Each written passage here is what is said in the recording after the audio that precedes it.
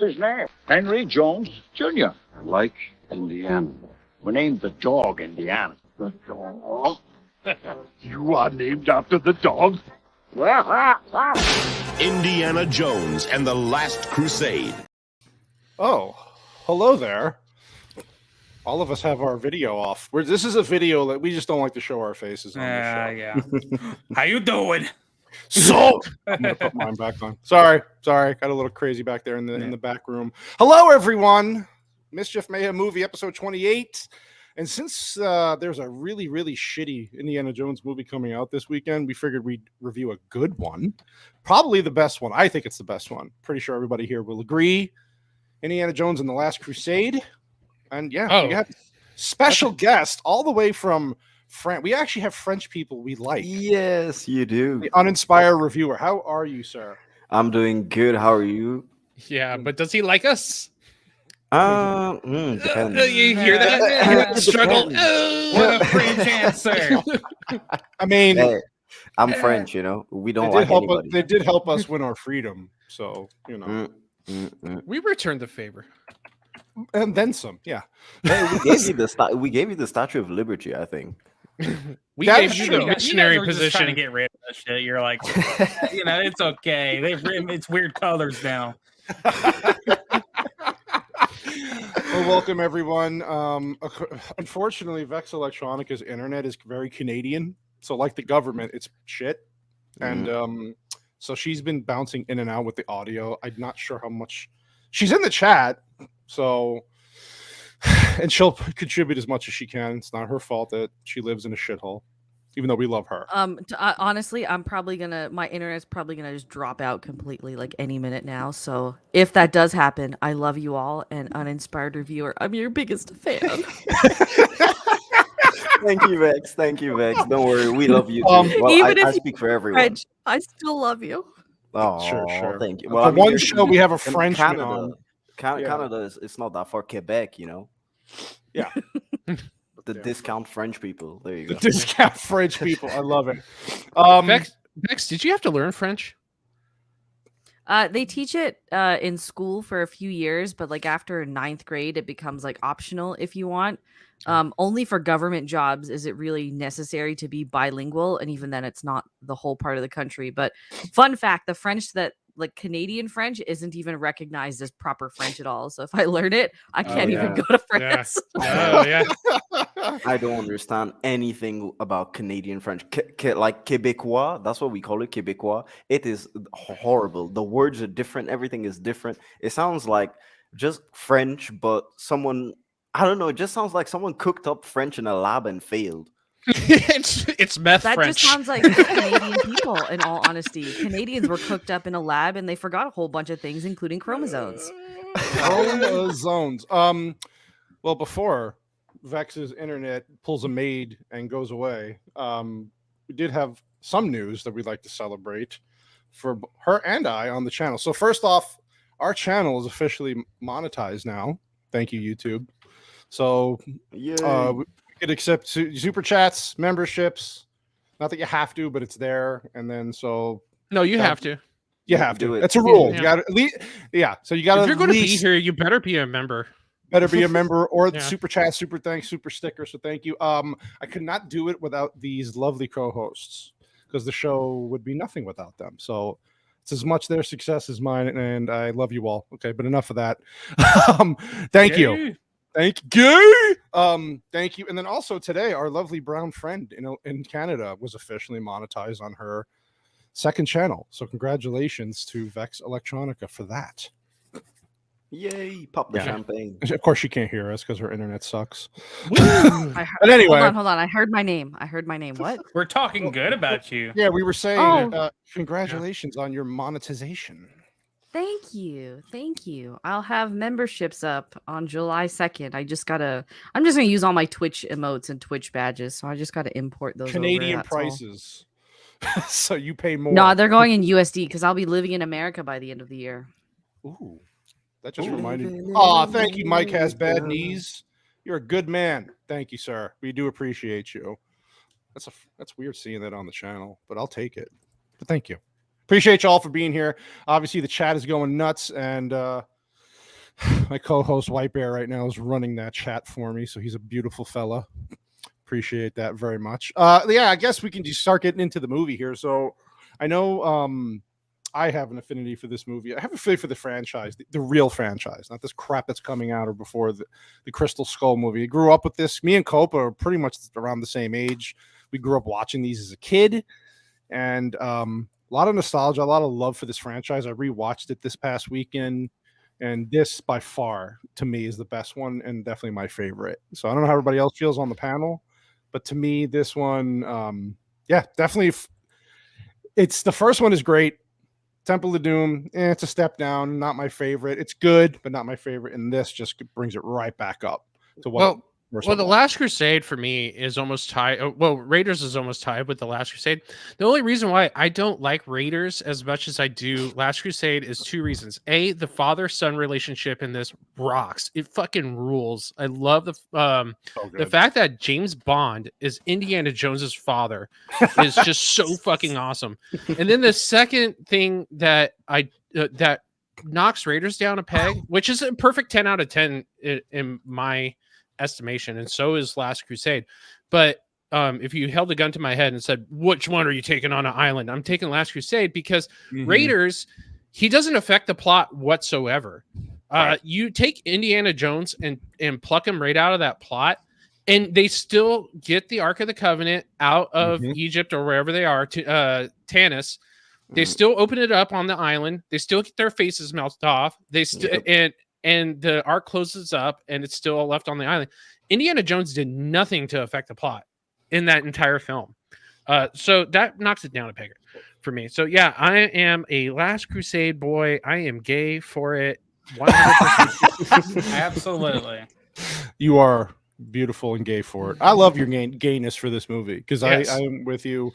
Sean Connery, once he gets it, I mean, it's good before he even gets into the movie. Once he does, man, it just brings it up a bunch of levels. It is fantastic, and the dynamic works, the chemistry works, everything just works, which is not. I'm with both of you guys. I think the Last Crusade is probably the best one, and I'm with Copa because the only reason why I put Raiders of the Lost Ark down, well, it's the finale for me. I just feel like it's lackluster. It's like, oh yeah, we've done all of this. We finally have the Ark of the Covenant, and then that's it. Okay, well, there we go. We give it up to the government, and that's right. That's it. I mean, if you count Indiana Jones as only 1, 2, and 3, then you never see the Ark of the Covenant again. But then if you count in Kingdom of the Crystal Skull, I think we see it at the beginning in the warehouse. And that was a shit. No. Oh well, technically in the Last Crusade, if you remember, he's in the catacombs and they see that etching. Yeah, he sees it. And she goes, "What?" She goes, "What is this?" And he's like, "It's the Ark of the Covenant." And she goes, "You sure?" And he's like, "Oh, I'm sure." It's so good.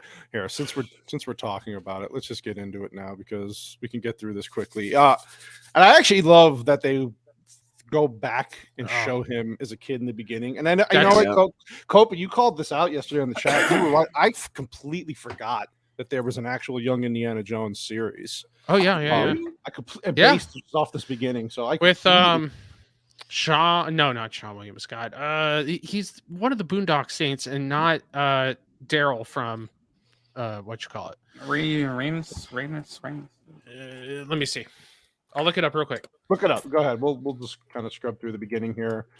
I love these shots here. For the beginning, they actually copied. Well, since Temple of Doom was so badly received by most people, saying it was too dark, even they copied the font and the presentation of Raiders of the Lost Ark for this one. Yes, they did. So it was Sean Patrick Flannery played young Indiana Jones. Oh, It only ran for 2 seasons. So it didn't do very well. No, not really. If you go back and watch it, it's kind of boring and slow. I went back and tried to rewatch some of the episodes are all right.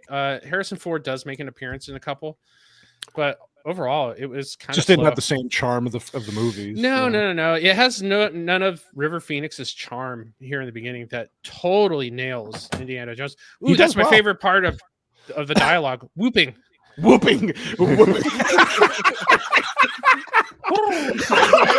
I don't know why that was so funny. That just came out of nowhere. Whooping. We're gonna whoop you. Yeah. So River Phoenix here. Yeah, like you said, he does embody a good Indiana Jones, young Indiana Jones here. You see how? Okay. Yeah. Go ahead. Sorry. Go ahead. No. Before we go from this frame right here, go back thank one. Thank you, Jay from Desolate Souls. We appreciate you. I'm sure he's going to come back in more frames. But the guy in the fedora and the leather jacket that looks sort of like Indy. So Vex was like, does Miriam come back in Last Crusade? And I didn't want to say anything, but this is her father. This is Abner Ravenwood. Is it? Oh, really? That's right. Yes. Yeah. Good catch. They never officially state it in the film, but this is Abner Ravenwood. This is Marion's father, the one that he comes back to look for the amulet that will show where the ark is. Hold up. And she's hold up. Wow. Yeah, hold up. Now she heard that. You're Comment saying on the whooping? Yeah, my internet's getting a little bit better. But it's not. All of a sudden, hey, all of a sudden, hey, you bald the bastard, whooping, hold yeah. on there. So Freaking whooping did it. This is Marion's father, but it's also alleged. Apparently, I just learned this a few hours ago. Hinted that Indy basically graped Marion because she was pretty underage. When everybody they got says together. that, It's but insane. no. It's because she said she was a kid. Yeah, she said I was a child. I was a child. Even rewatching it this afternoon, I was like, ooh, that sounds. That could well in today's world, yeah, that could have easily been him being 20. Yeah, see, if you think about it, dudes who go look at pictures of dudes who came home from World War I that were 18, 19, 20 years old and tell me they don't look 40. So first of all, he was probably like 22 and she was probably like 17. Let's just go with that. And she's probably sitting there going like, look, you took advantage of me. I was young. Yeah, and that's how I interpreted it. Is I That's thought, how okay, right. they were just young No. kids when it happened. But Yeah. if that's the case, then this means that they are pretty close in age by the time we get to No. Raiders of the Lost Ark. It's people trying to shit on your childhood is exactly what's happening. They're trying to make Indiana Jones a graper, a child graper. It could have been worded that is better. such a Actually, ridiculous. I don't know, Well, plus dude. the Like, time period too. It's the 30s, right? So like, Yeah. things were different. But I'm not saying that if that was the case, it was right. But it's the 1936 in the first movie, so it's like different time. 'Cause People were if getting that- married at 18. I don't know. Yeah, if that my were mom and also dad the got married case, at that 16 means, and 18. Yeah. Oh, sorry. I think people somebody just- could sorry, have said like, "Oh, I feel like I was a kid back then." It just depends on how many regrets you had. Regrets. I'm just thinking if that's the case as well, because in the first Indiana Jones, actually even in this one, there's a very clear shot where it shows that his young female students are, all dreamy-eyed over him, right? So Yeah. if it is the case that he really does like them young, shouldn't he be portrayed as far more of a womanizer of younger girls in both those movies? Exactly. Right. Yeah, true. Yep. 100%. I don't buy it. I think don't it's buy people trying to destroy your childhood. I think it's lefties. It's the leftists. It's bastards. It's a leftist conspiracy. So yeah, there you go. This is the. You know who it was? It was Caffeine Kennedy trying to put that in the No. ether so she can make her movies look better. Yeah, Mhm. she's not doing a very Now, good job. what's the name of the character? Cocksucker Kennedy. Yeah.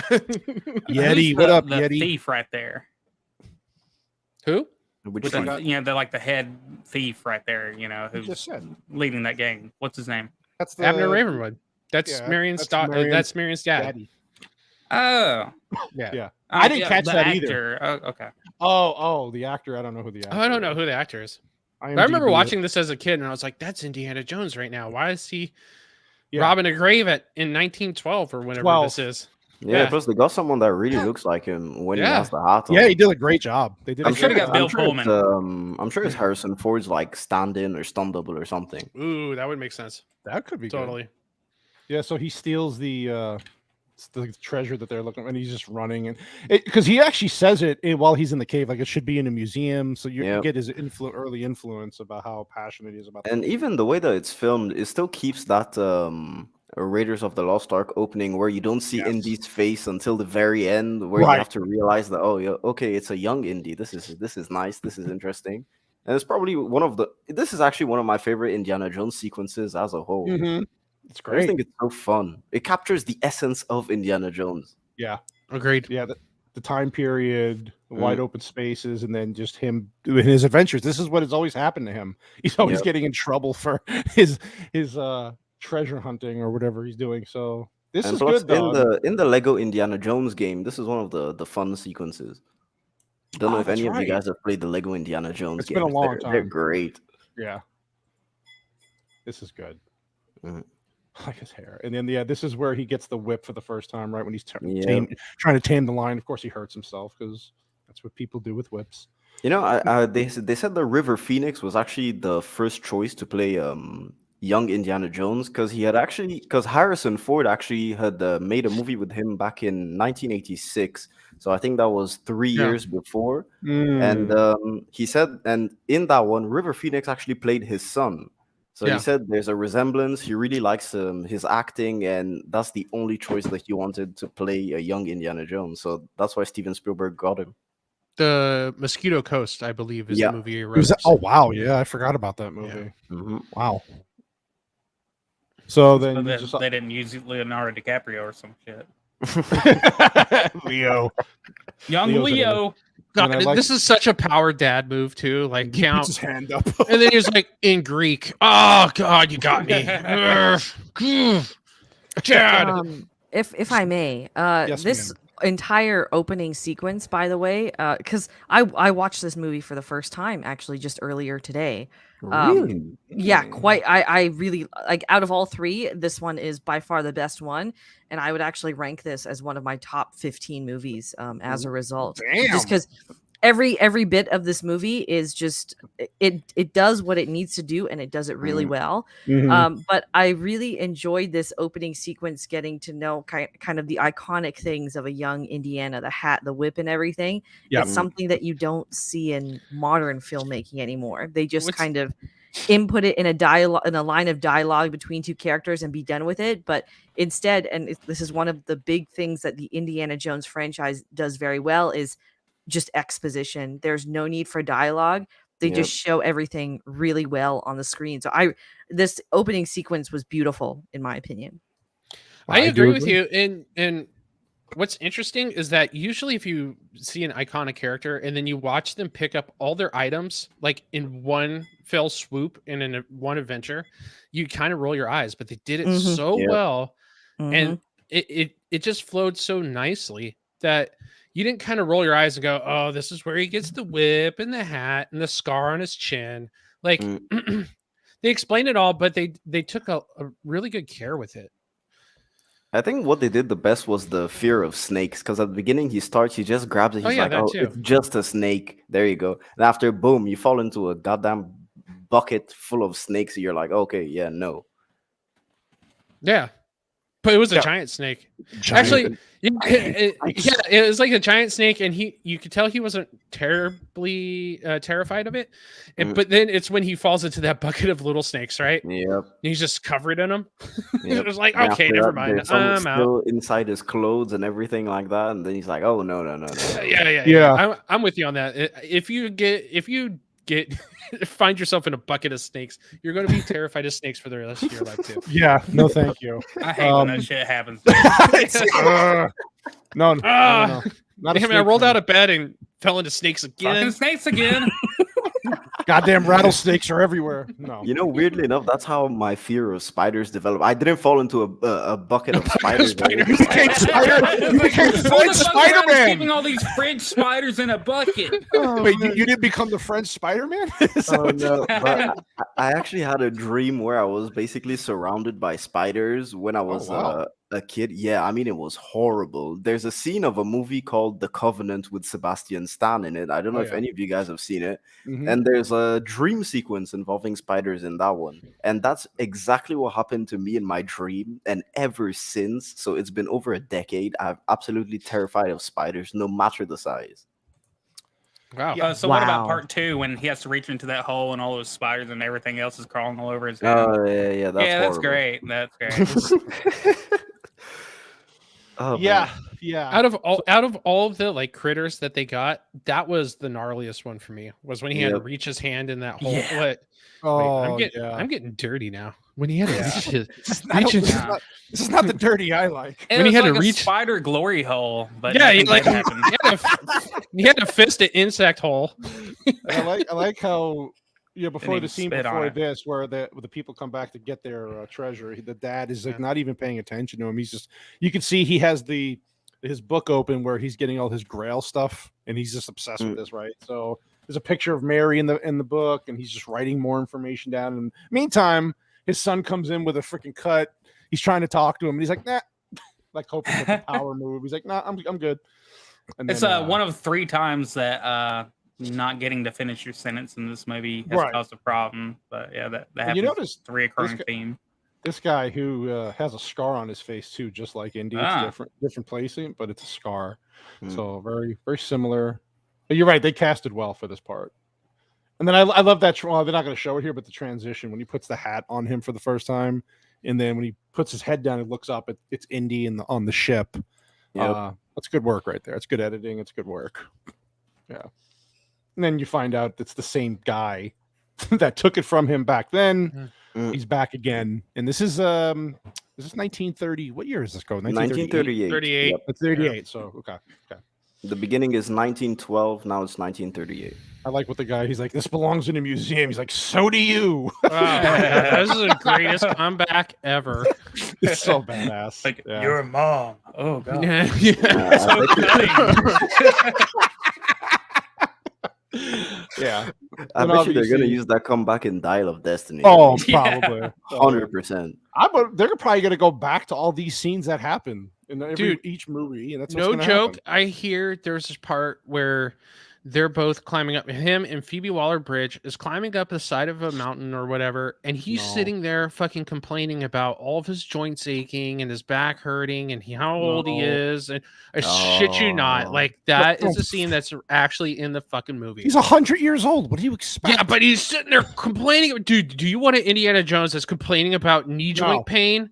no, Like, oh, 'Cause give me some icy hot. I'm hurting. because that's Oof. that's kind of like the issue you had with the Creed movie, right? Where they made Sylvester Stallone, Rocky kind of give up, right? Yeah, And he got It's completely against it's Rocky's. against Rocky's thing. Yeah. Yep. Indiana Jones and the bottle of icy hot. Or, Body of Tiger Bomb. the Yeah. ice. I need Tiger obviously- Bomb. I like how He's- yeah, he blows up the ship, and yeah, I love each, like in the first movie too. All the little teenage, was it these teenagers? This is college. No, they're right? college. No, they're yeah, college. students. Yeah, they they're were of just age. children.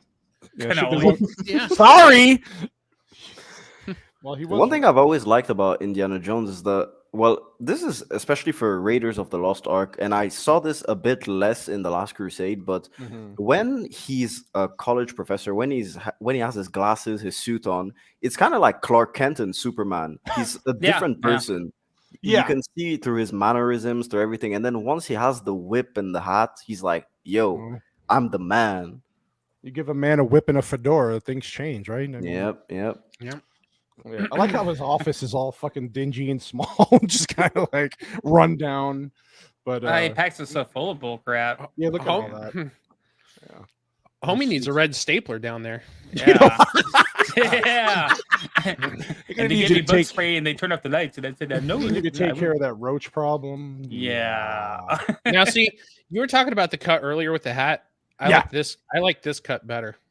This This one here? transition. Oh yeah. Oh, This yeah, transition Mm-mm. where he's looking at the guys and he turns around. It's just And yeah, it's just It match cuts to this scene is Yeah, it's Yeah. a good training. pretty nice. Yeah, it's pretty good. training. training. It's a nice Mhm. training. They like. to Plus, I really train. like the use of wide angles. It makes everything just look warped. That's something Yeah. that I really like on Mm. film when it looks warped a bit because of the wide or ultra wide angles, but not Yeah. in the Flash. But Yeah. just, you know.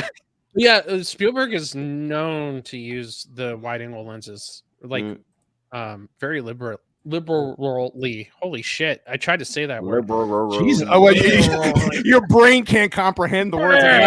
Yeah, Liberals. liberals in that word. Don't say it. Don't say it. Get yeah. So yeah, but he goes. So when you use wide lenses, they're in the small range. So like Mhm. he usually goes like 18 millimeter, which is pretty small for a film because the average with film is like 24, 28 millimeter. That's your average. And he'll go down to 18. Copa, are you baby tired? Oh my god, yes. I know that feeling. Huh? I know the feeling. Buddy. Like it was vaccine day today. Oh, that's always She got fun.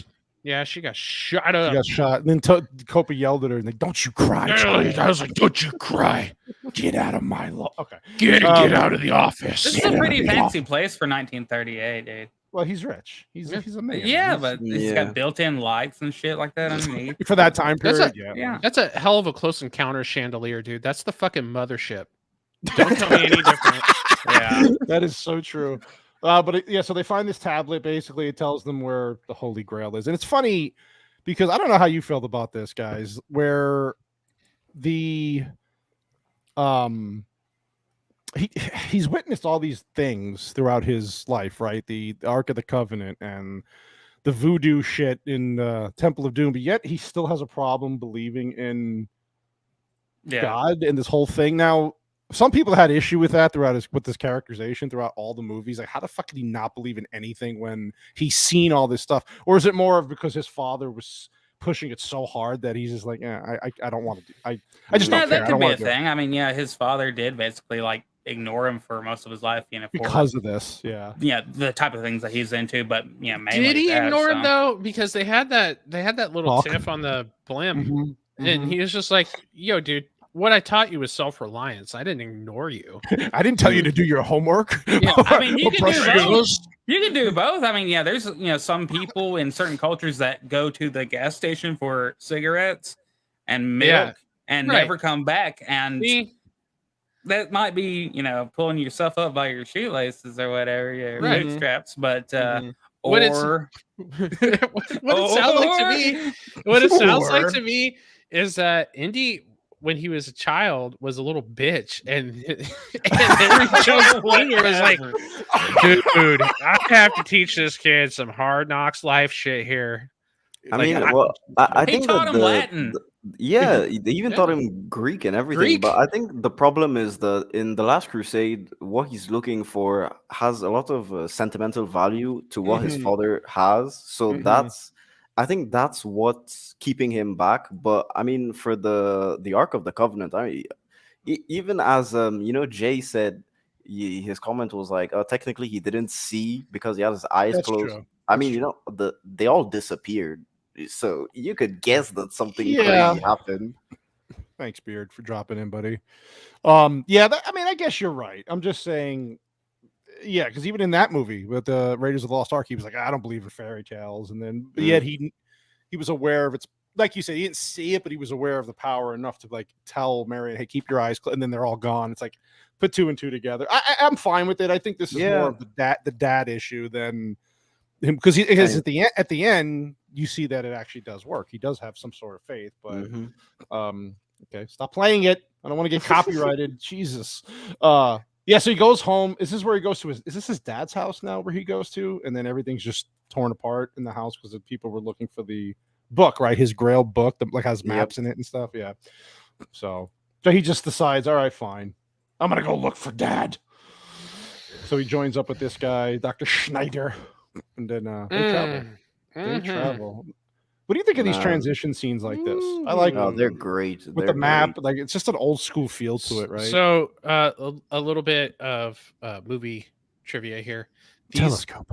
Yes. So these transitions here are a throwback to a certain film called Casablanca, where they showed people traveling and the Nazis overtaking Europe in the same similar fashion. And Spielberg is such a fan of Casablanca that he stole it directly for Indiana Jones. He's just like, that's his mine now. He is like, I'll grave rob this and say it belongs in a museum. And the museum happens to be called Indiana Jones. Oh, I love it. Yeah, so there you go. So this is where he meets what's her name in this movie again? Elsa Schneider. Elsa Schneider, that's right. Yeah. It's hot as fuck. Oh my goodness. Oh my gosh. No, Smoking. Okay. So Marion is my main chick, But Yeah. oh my god, this Yeah. chick is hot. Yeah, I'm she's with attractive. Elsa all the way, man. I No, mean, wait, dude. Marion's a No. ride or die. Yeah. Marion's a solid 9, but her ride or die status makes her a 10. Marion seems Man, like I she's a mean, little more fun. She's a 10. Elsa seems like a freak, man. I don't know, when she was kissing Indy, she was licking his ear and everything like that. It's like, Well, yeah. whoa. That's why, dude. Whoa. That's why. Sucking his lip off his face. Yeah. And she talks in her sleep. Like her tongue goes right through Indy's ear and into his father's. It was kind of weird. Yeah. You know? Yeah. That would be the National Lampoon version. It was wonderful, wasn't it? Yeah. Yeah, so this is where they find out he has like a map of Roman numerals, and it's kind of leading to where some of these clues are, of course. So they go, who's opening beer? Is somebody drinking beer? No. Yeah. I want one. It's me. I'm cracking open the Bud Light. Bud Light. I knew it. But we still love you, man. We're here I'm to help. transitioning on stream. Maybe a Catholic perspective can help out. Exorcists are among the most skeptical of priests because 9 out of 10 it's a possession, supernatural. Yeah, okay. So here they notice that there's like a bunch of like symbols or whatever to mark something, and I just found it funny that here he's looking down at a giant X, and one of the first lines we hear him say earlier in the movie is the X never marks the spot when he's talking about archaeology. Yeah, right. He throws down an absolute, and then he just gets smacked in the face. And he says it too, doesn't he? Say X marks the spot when he's on the top. Yeah. But the stupidest thing for me in this sequence is that at least, you know, the pillars being numbered, you can say that, okay, yeah, it's old architecture and all of that. But this is the floor. Wouldn't they like change it or something after all these years? So many years? Yeah. That was a big issue. Like, not Plot a big convenience issue, is what they say. Yeah, exactly. I just like the fact that Indy's such a Chad that he was like, yeah, Catacombs should probably have some kind of entrance and exit, but fuck it, I'm smashing through this floor. Yeah. Yeah. I don't like how the librarian who looks like Einstein's just sitting there and he's like looking at a stamp. Little comedy there, like, oh, okay. Yeah. He puts it down. He's like, nope. Yeah, there's really good comedy in the Indiana Jones film, especially this one too. It's good timing. Yeah. Oh, is this the scene, Topa, we were talking about where he sees the Ark of the Covenant on the wall? Yeah, this is it. Yeah, then he in between. If you actually listen really carefully to the exact moment he spots it on the wall, you can actually hear the theme from the first movie just play in the background. You hear the Ark of the Covenant theme. Yeah, she's like, oh, what is that? He's like, oh, Ark of the, you know. That's where they. How do you know? Just like, trust me. He's like, trust me. It's like, that's trust me, I know. Yeah, that was great. Good call on the music effects. I didn't even notice that. I'll have to go back and watch that now. I paid like autistic attention to this movie. I'm the autistic one. How the fuck did that? Never mind. We're not gonna. Well, I channeled your autism. There you go. Yeah, that's why I was so off this weekend. I just wasn't feeling it. Yeah. So I love these set pieces because they really do. I mean, it's claustrophobic and the fucking rats, man. No. Yeah, you know the rats. They actually had to breed them. Like the production team had to breed 2,000 rats. And man, I can't. Yeah, 2,000. So what's my job? Well, you're gonna do all the plumbing for the set. What's my job? You're gonna make these rats. You're gonna make the rats. Get them and you bang them together. Okay, so you notice how Indy's afraid of snakes. Obviously, his dad is afraid of rats. Yeah, and snakes eat rats. Just throwing it out there. Oh, I like it. Actually, do we still have that? Some type Hold of on. Yes. I'm doing it. I'm doing it with the camera off. Trust me. I know you're doing it. I trust you. I've been doing it this entire time. Don't they have websites for that? By the way, so I know they're probably going to butcher the fuck out of this in Indy 5, but I like that she starts Elsa starts squealing, kind of walking through this, and Indy doesn't say anything. He just says "fuck it," throws her over his shoulder. Yeah. Even Rambo complained about rats more than toxic Indy masculinity right there. Indy is such a giga Chad in this. He's just like, just get on my shoulder. Come on. But like, she doesn't put up a fuss at all. Like, even though her character is quite feisty, and we see that later on in the film, it's like there's something really great about how females respond in the Indiana Jones movies. Like, yeah, they can sometimes be annoying, but they don't forget that they are, first of all, females, and that they do have some limitations. So Well, look at the best example is probably Indiana Jones 2 with I think her name is Willie something. Willie. Yeah. Scott. Yeah. Scott, yeah. I think she's the best example. She's annoying as hell. Nobody really likes her and stuff like that, but she's great. She still gets shit done. That's it. Right. They don't over masculinize the characters, and they still make sure that they have a feminine edge. And I appreciate, especially with Marion and Elsa, you really see it come through. So I really like that. That made me thirst for Harrison Ford just a little bit more seeing that. Oh my god! Yeah, you see that? Oh, a problem that I have with this scene is that they say it's petroleum at they're swimming in, but the problem is, Harrison Ford is just holding a torch, and you can clearly see the fire dripping into the water when it set it on fire. Yeah. That's something, because after that you get the guy that just comes with like a single lighter and boom. We don't notice these things on Spy Review. We're supposed to forget about these things, okay? It's movie magic, goddammit. Okay. I figured it was just conveniently like a mix of oil and water after a certain point, because like we see them go underneath, and like Indy has his eyes open. I'm just like, if that were fucking oil, he wouldn't have. Doesn't the guy who's following him to kill him to like protect the girl, doesn't he just throw a match in the fucking thing? Yeah. So it's like what's dripping off his torch is worse than probably what's coming off of him. Yeah, that always bothered me when I was a kid too. Was like you see the fire dripping right into the water, nothing ignites. And he's got this little match, and he's like, all right, and then everything explodes. So he gets the other part of the map he's looking for right off of this knight's information. He puts it on the page. Oh, look at that. That's a nice shot of her. Hello. Shirt unbuttoned for all you males. Alison Doody, she looked, but I mean her name is Doody, so yeah. we don't have to. We don't have to mention what her name is. No, it's her duty to make us excited. But she was 21 when she filmed this, actually. Wow. Could you? Really? Yep. And Harrison Ford was 46. Oh, confirmed. He's a diddler. The graper. But it's weird because she said that before this she was actually in the James Bond film A View to Kill. So yeah, I don't even know how old she was in that one. She's also in Triple R. There. Is she really? Wait. Yeah. She's the wife? The woman. Yeah, she's the wife. Wow. She's had some work done. She did not age well. No, she did not. Well, blondes usually don't. And that's why. Sorry, Whitey, you look 42 in a 30-year in a 13-year-old body. I don't know how you do it. We married the right women, dark hair. I gotcha. That's why Marion's a ride or die, dude. First of all, she's still a female. Second of all, she will man a machine gun and take out as many Nazis as she can. And then third of all, she's just going to age fine. I mean, if you look at her, she's not bad. She's in her 70s. She doesn't look that bad. No, she doesn't look as bad as this. Very good. Yeah. In Triple R. No.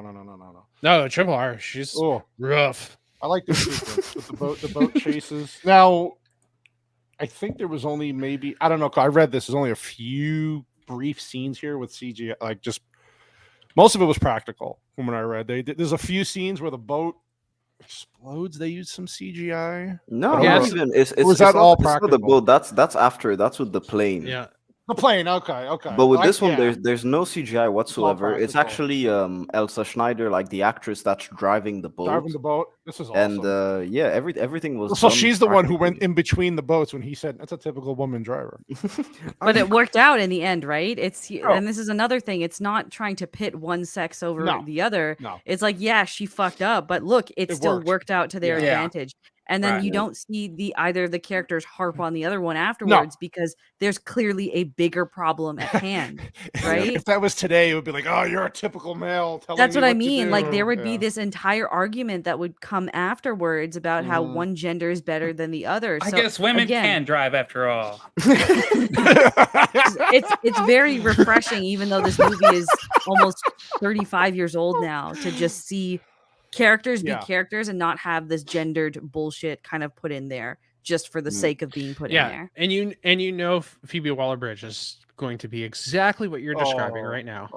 Yeah. Really That's why, even though it was my first time, because I'd only seen one before this, so it's 2 and 3 first time viewing, right? So seeing those two now, I'm just like, listen, like I can already, like as someone new to this franchise now, I'm just like, this fifth one's gonna be fucking bullshit. It really. Let me tell you something, Vex. You have not watched the fourth one yet, right? Yeah. I'm gonna watch the fourth one tomorrow. Dude, I'm just telling you right now, stay pure.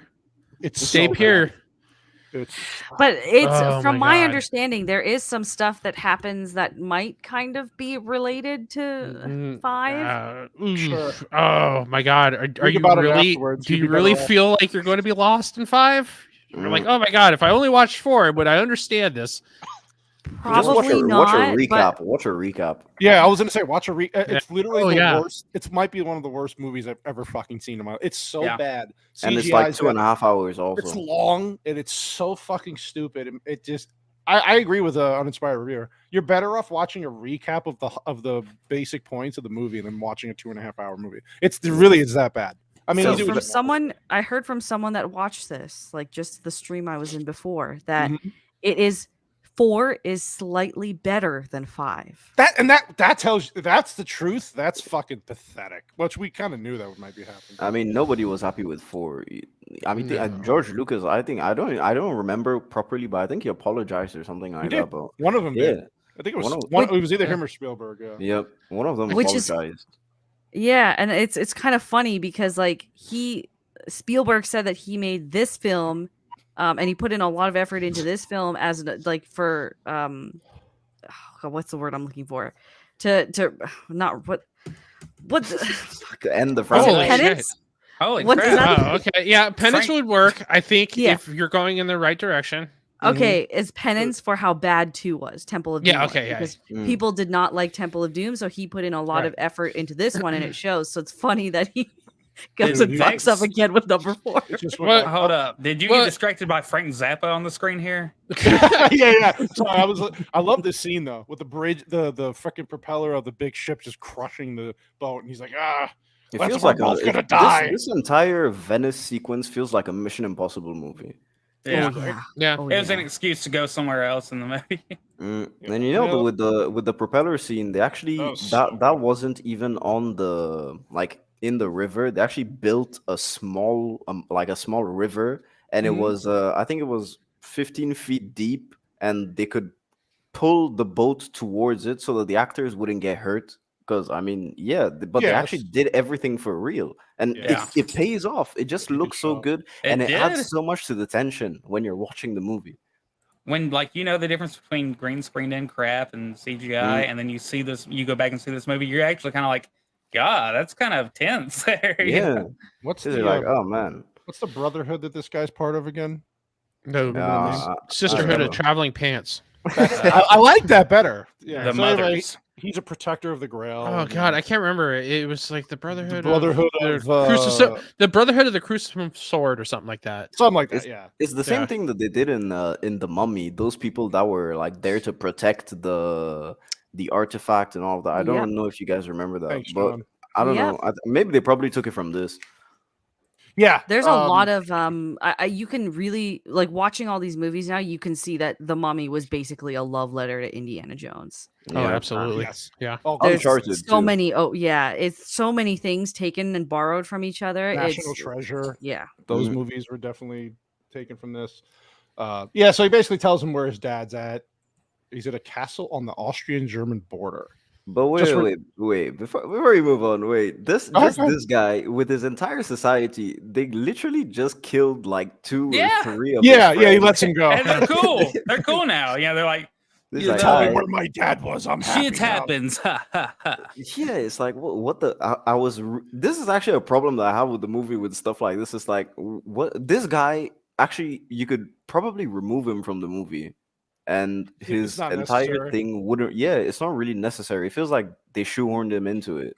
So they would have been better if like he was a guy trying to kill him and he just got away, and that you didn't really know who he was, kind of thing, or just not have him at all. The only thing is that at the end, there's like a moment where his people save them at the end, but that literally lasts 2 seconds.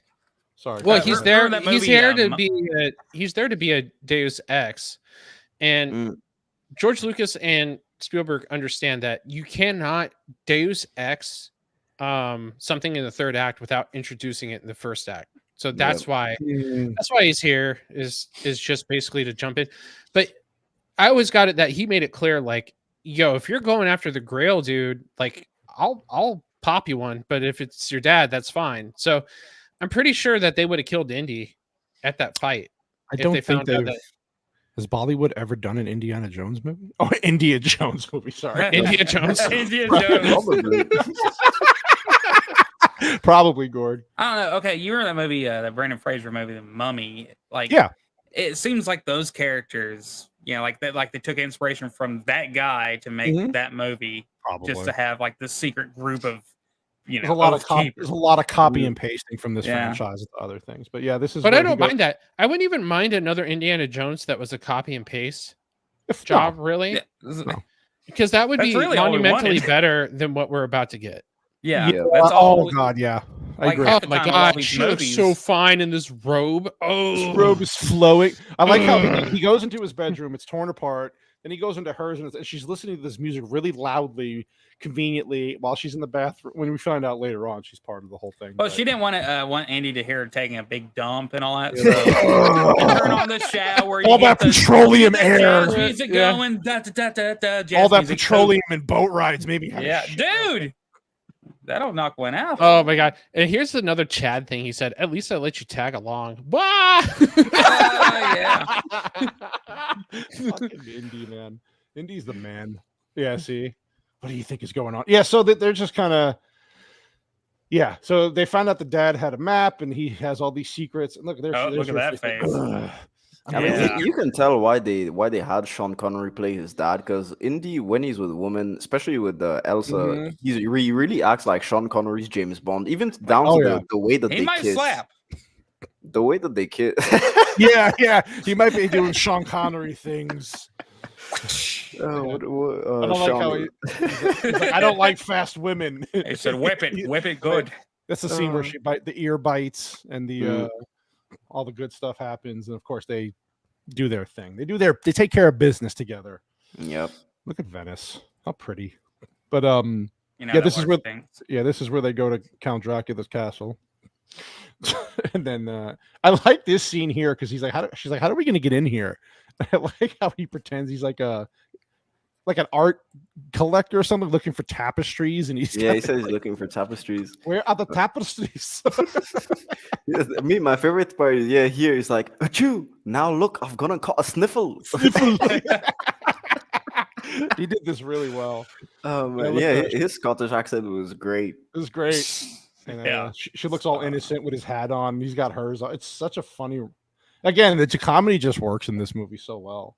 And I actually think that this is a reference to like the original script, because George Lucas initially wanted to have this he wanted to have this movie as a haunted mansion movie, but Spielberg said no, because he said that it was too close to Poltergeist, because Spielberg was like, his name is everywhere with Poltergeist. That's true. But I think that they kept, a certain aspect of the big mansion and everything like that. Haunting, like Nazi ghosts or something. Nazi hunter. The ghost hunter. It's weird because George Lucas actually said that they wanted Indy to fight a Scottish ghost or something like that. Oh my God. That would have been badass. I kind of want to watch that. Could you imagine? Then just the Ghostbusters. Yeah, then the Ghostbusters theme just starts playing out of nowhere. Oh my God. Oh God, this is good. Yeah, so he whips his way into a window where his dad's hiding, and then I love how his dad. Oh my God, I love the intro because he hits him over the head with this. What is it, like a? I don't even know what you call it. Well, he said he thought it was a Ming vase. Right. Yeah. And then he checked the etchings inside, or the like cross marks on the inside. Yeah, He's like, fake. it's a fake. He felt so bad though. and I like how like the dad, like he goes, I'm sorry. Indy thinks he's apologizing, and then he's like, no, I'm sorry about breaking this thing. Yeah, he felt more bad about almost breaking It's all right, Dad. an artifact. Oh God! And also, when it comes to the filmmaking, they kept a lot of things from Raiders. For example, if you look at Raiders, I think that it's the superior film when it comes to cinematography, just because of how it uses shadows, especially shadows. And that's what they did a bit here that they didn't do at all in Temple of Doom, which I can really appreciate. Like just revealing characters through shadows, it's great, and silhouettes also. You just have to use it, and it adds something to the film. It just adds that sense of mystery and like, oh yeah, we're going on an adventure. Every corner is something that you have to fear, then boom. Yeah, that's the ambiance. It adds to the scene. I totally agree. Oh, thank you. First name, last name. I don't know what that. Do anybody know what that? That's a pound, isn't it? That's a pound. Okay. Well, thank you. British money. Divine Horror. Having to look away from the content of the Ark. It was about Indy. Wait, it wasn't about Indy. It was about the Ark. It was a moment. Second movie was Sidekicks. Third movie was Indy. At this point, Jones felt both infinite and finalized. Well, thank you. Yeah. And it should have been finalized. I totally agree. Yeah, it should have stopped there. But I agree with Uninspired for sure, because dude, do you remember when Indy first walks into Marion's bar? Like how big his shadow just loomed in there? Oh my God, that whole story just great lighting. That lighting setup alone. Right. I believe Douglas Slocum shot the first three. Okay. Then they went digital then CGI. It went to shit. Shitty CGI. And I remember with 4, they were trying to say, I can't remember who Spielberg's cinematographer is now, but they were like, yeah, I really try to match sucks. Douglas Slocum. No, he doesn't. But he's the one who did all of his films after Jones. I think Slocum retired after Jones. Okay. And then so he became a cinematographer. So he did Schindler's List and Jurassic Park and Minority Report. Saving Private Ryan. No. I think I must be confusing with directors, because I know that Roger Deakins has a specific director that he works with, but I wasn't sure if it's Spielberg or not. No, it's not. It's not Deakins. God, I can't remember his name because he's Polish. A lot of what's even funnier is like if you want a good cinematographer, fucking go to Poland and like pick one of them up out of their like. Really, 100%. Yeah, the cinematographer for 12 Angry Men is Polish. Oh yeah. Oh, go to Poland, get yourself a cinematographer, and then when you're done and you're done shooting your movie, go get yourself a woman to cut the film because they make the best editors. Yeah, and you were saying that a long time ago. Dude, I'm an editor by trade, and female editors kick the shit out of male editors. Why is that though? Maybe you just suck. I think it is. I think it is that I just suck. God damn it, Whitey. No, it's true, but at the same time, like I'm just like, why can't it be good like you? And all the women are just like, because you suck, and I'm just like, oh, okay. But I think it has something to do with the attention to detail. Like women pay attention. Yeah. Jana's got it here. Women have patience for the repetitive. Is that how you put up a copa for all these years? Was that a blowjob joke? Oh, we have to deal with boners. With you boners. Oh, okay. Yeah. So there you go. That's why women are better at editing, is because they have to deal with you boners. But they have more patience, right? Is that true? Like they just. No, I think they pay attention to smaller details better than men. Men are good at the macro, and women are good at the micro. Isn't Scorsese? Isn't his editor a female? Yeah, Thelma Schoonmaker. That's it. Yeah. Mm-hmm. Well, she didn't edit fucking The Irishman very well. Fucking for 4-hour movie. Oh my God! Get me started. I know.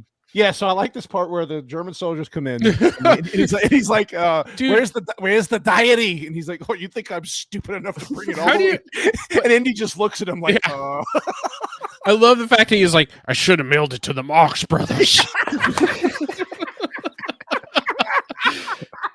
But seriously, everybody who has like some sort of relationship with their dad, like how does this movie not nail like some aspect of your relationship with dad? Yeah, because there's always something insane in the relationship, right? That there's turmoil somewhere, and this is like he does something super impressive, like we'll see later on, and his dad is just like, like I'll just wind my watch. I'm not impressed by whatever you did. Yeah, like, well, it's dad. But I like this scene where the German soldiers got the girl captive, and this right here, I'll kill her. He's like, yeah, go ahead. She's one of them. and he's like, what? but she kisses and bites ears so well. Yeah, she even looks good disheveled here. Oh, yeah, she's attractive. Yeah, a lot better than grabs his book.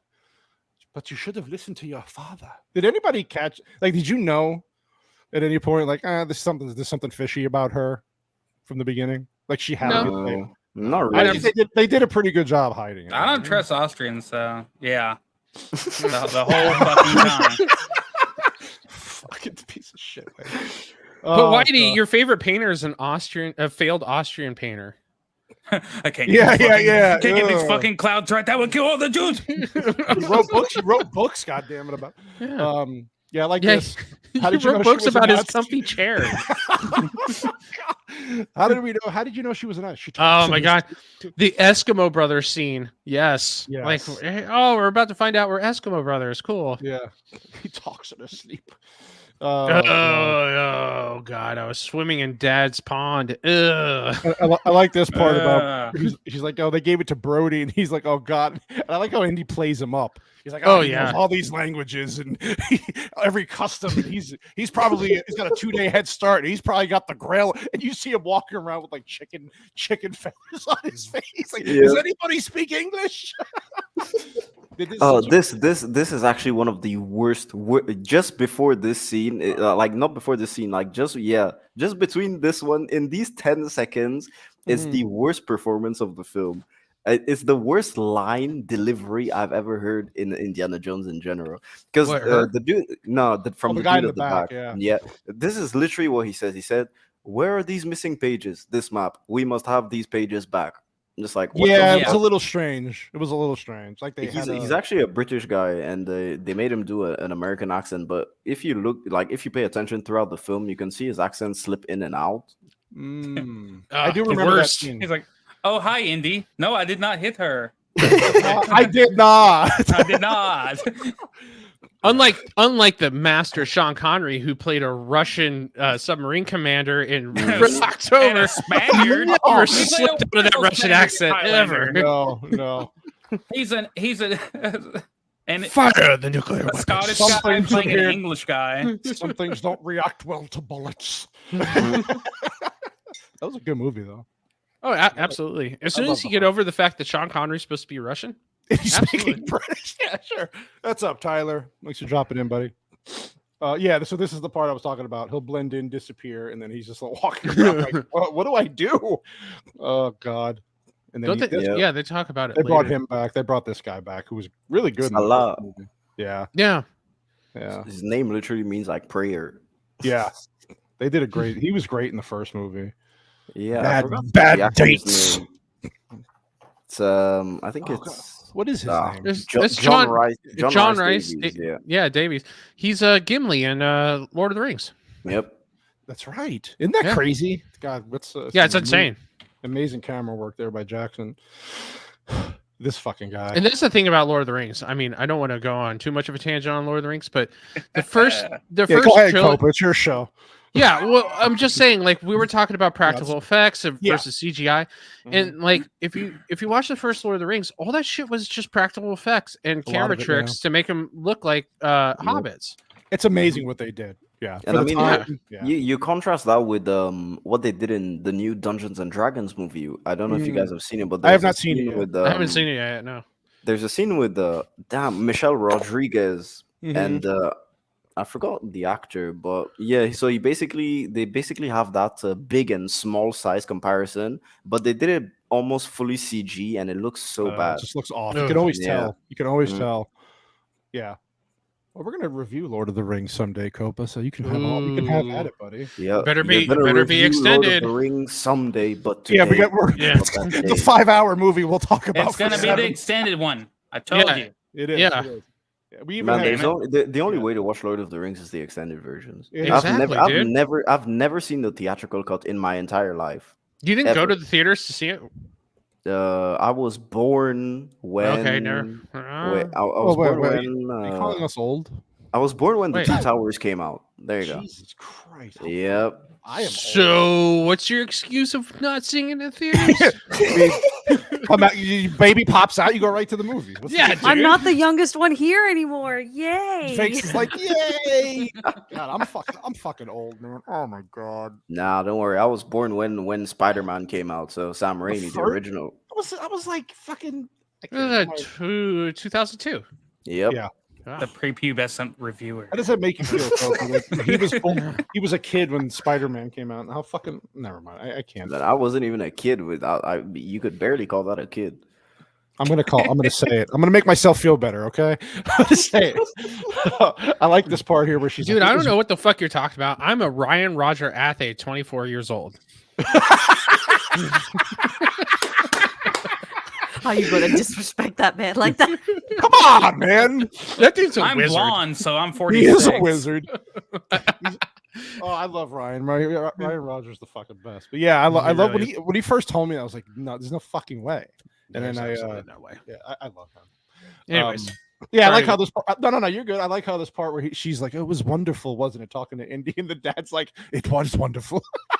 Like, oh my god. God, could you just put yourself, guys, dudes, just put No. yourself in this position right now and realize that your dad hit this chick before you did, and he's sitting there talking about how wonderful it was. Oh my god. Oh, so cringy. How did the cringe just not how did the cringe running through Indiana Jones's body at that moment burn through the ropes without So the that use can of only fire? be one now. Oh my god. only be one. It's like, oh, stop it. Oh my god, this is gross. Oh god, Oh man, that would actually be horrible. Right? Horrible. It's absolutely disgusting. Yeah, and then he tries to burn through the ropes, and then bad things happen. With Yeah. the wire. I like how he's blowing on the fucking thing while it's on the ground. Yeah. Like that's gonna do anything. But this is good. Again, comedy works. Oh, Yeah, dude. go ahead, Copa. Well, I was just going to say the comedic delivery from Sean Connery, which you didn't really see prior to this movie, So good. is so spot on. Like he's sitting there blowing on it, and it gets worse, and then he goes, "Son, I have to tell you something," and he's like, "Don't get sentimental on me, Dad." And he's like, the floor is on fire. Yeah, It's he just says so it so nonchalant. funny. Yes. Yeah, exactly. So That good, like so this dry. part. Dad, what? It's really, Dad, really what? good. And I think that was one of like the benefits of having them do having them add Indy's father into the mix, because you can have a funny like a buddy comedy, and at the same time you can have a heartfelt father-son drama, and I think it just works It so well balances out because well. yeah, they were able to really master the tone of it while keeping the overall tone of Indiana Jones itself in the mix. And I just think that you know it really is a testament to how good the script was. It was great. And I like the scene Plus with that it. smirk that Connery gives him later Oh on. yeah. It was so hilarious. Like I had to rewind it just to watch it. It was so fucking funny. I like like- this part. Because the German soldier, the fireplace turns, and the German soldier, she just looks at him, smiles. It's just funny. What I There's a get- lady from Austin I Powers. and I also like how the bullet, if you notice, like they're shooting at him while the thing is halfway turned, Directly shooting so at him. close, and missed him completely. What I enjoy is the comedic irony that not many people pick up on is this entire room is on fire, and the refuge is the fireplace. Yeah, they have to go in there to save themselves. Yeah, The only place that's not on fire is the one spot that should be on fire. fucking great. Actually, the first time I was watching this movie, when they entered the fireplace, I thought that they were gonna do like from I don't know if you guys have seen The Emperor's New Groove in a while. Yeah, but you see when they hit when they're both climbing the wall using their feet, I thought that they were gonna do that. Oh, I see. Okay, yeah.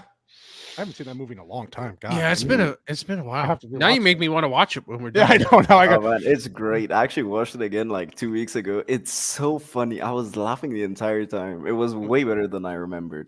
That's good. I love it when you rewatch a movie and just enjoy it again. And Yeah. it's great. One of my favorite lines that Sean Connery says is like, "Our situation has not improved." Such a smart ass man. Dude, it's such a dad thing to good, say, dude. But I like how Indy's looking for like a trap door because he knows these things, right? He knows there's got to be some. And I like when he's just like, "Well, I notice when I sit and think about the problem, he just and the fucking It stairs appears flap. before me. He just fall, Dad. He's going, Dad, as he's falling down the stairs. Yeah, It's like if I just sit down and think, a solution presents itself. Again here. Indy being in these adventures so long, he knows how to kind of maneuver his way out of these things. Yeah. And I like how he did that. He just throws his fucking bag at him, and he throws it right back. He's like, "No, we're not doing this. Let's go." But the only part here, this was a knock on this. The only part that people had on this scene is that so he's got the boat in the middle of the river, and they're about to get on a boat, right, and chase them. But yet, like 2 seconds later, he comes out of the box with the motorcycle, and then they're not even in the river yet. So you would think, wouldn't he let them kind of wander off on the boat a little more while they're I feel like this is just a throw to like Keystone Cops, like silent film comedy. You know what I'm saying, though? Like, if you're thinking logically, you're thinking, let them go. Well, if you think about it, like they're in a box, they can't see what's going on. Okay, but they can hear though. I'll give him that. You can hear the motor of the boat, though, couldn't you? I don't know. Okay, maybe you're. I mean, I'll give it to you. Indy might be so heated that he was second inside her that he was just like, oh God, it's just burning me. I can't hear shit right now. Like all I could do is think about how I was second, and then he saw the motorboat and thought about what his dad did to her. I gotta get out of here. She was wonderful, Indy. Get off my Austrian. Yeah, and this is a good chase scene too. And you know the funny thing about this chase scene is that it was actually added near the end of production because Steven Spielberg said that he felt like the film lacked action scenes, so they just cooked this one up in a couple of days, and they just added it in the middle of the movie. So if it seems a bit just tacked on, that's probably the reason why. That's interesting. Did not know that.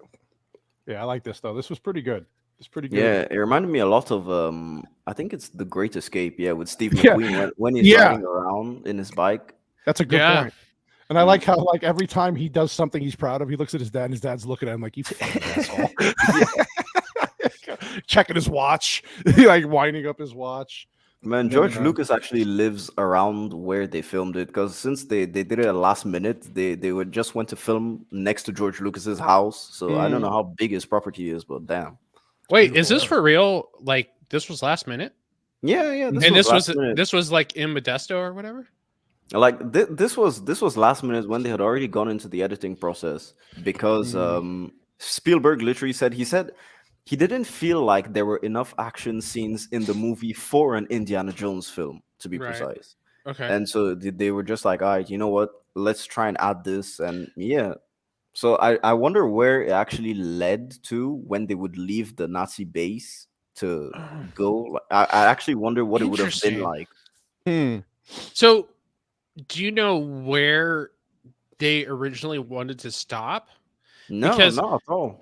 Okay, because like my thought is I can't see how they would have him escape through the box, which would obviously be a part of the scene. And then cut to them just driving up, or what's the next scene? Oh, them getting the Grail from Hitler. Yeah, well, I think maybe... Austrian failed Austrian painter. You can't say. God damn it, Copa. Yeah, my bad. But maybe like they entered the box, and then they got accidentally shipped all the way to Berlin, and then that's how they got there. Yeah, because they do go to Berlin. Yeah, that would be great, right? Oopsie doo! Oh, we're here at the spot we need to be. Can you imagine that whole trip with him and his father the whole way, just in the box? That's a Metal Gear Solid fast travel right there. I'll tell you what, Andy, her box was just as dark. Oh shit! But I do like this, and he's trying to tell him how they have to go to Berlin, right? Because they have to get the diary. The diary for the Grail, and he's like, "There's no fucking way. Brody's this way. I'm not going to the belly of the beast," as he says. And they kind of have a good moment here where he gets mad at his dad. He's like, "This is an obsession of yours, and I never understood it, and neither did Mom." And then he also says something about Jesus Christ, and he smacks him for blasphemy and stuff. Says, but it's that's for blasphemy. Yeah, that's for blasphemy. But he says, like, it's more about this. It's more about me and you. This is about mankind and evil getting this, and it's just, armies of darkness, controlling the world. the powers of good versus evil. And man, Evil, that's George Lucas all the way with Star Wars and everything. Yep. So yeah, they see he even says it here. And then this is where he kind of just has an argument, but it's good. It's a good character development scene. And they go, here we go. We go to the Austrian painter's hometown. failed Austrian painter. And this is 1938. So like just thinking about history and how this all turns out, like rewatching this, you're like, oh man. But yeah, they're burning. Hey, dude, tell me this March song does not slap though. I neither confirm or deny Copa. No, I confirm strongly with Copa, man. Good, right? Especially when it was transitioning, all you just heard is dum dum dum. Yeah. Oh, this sounds crazy.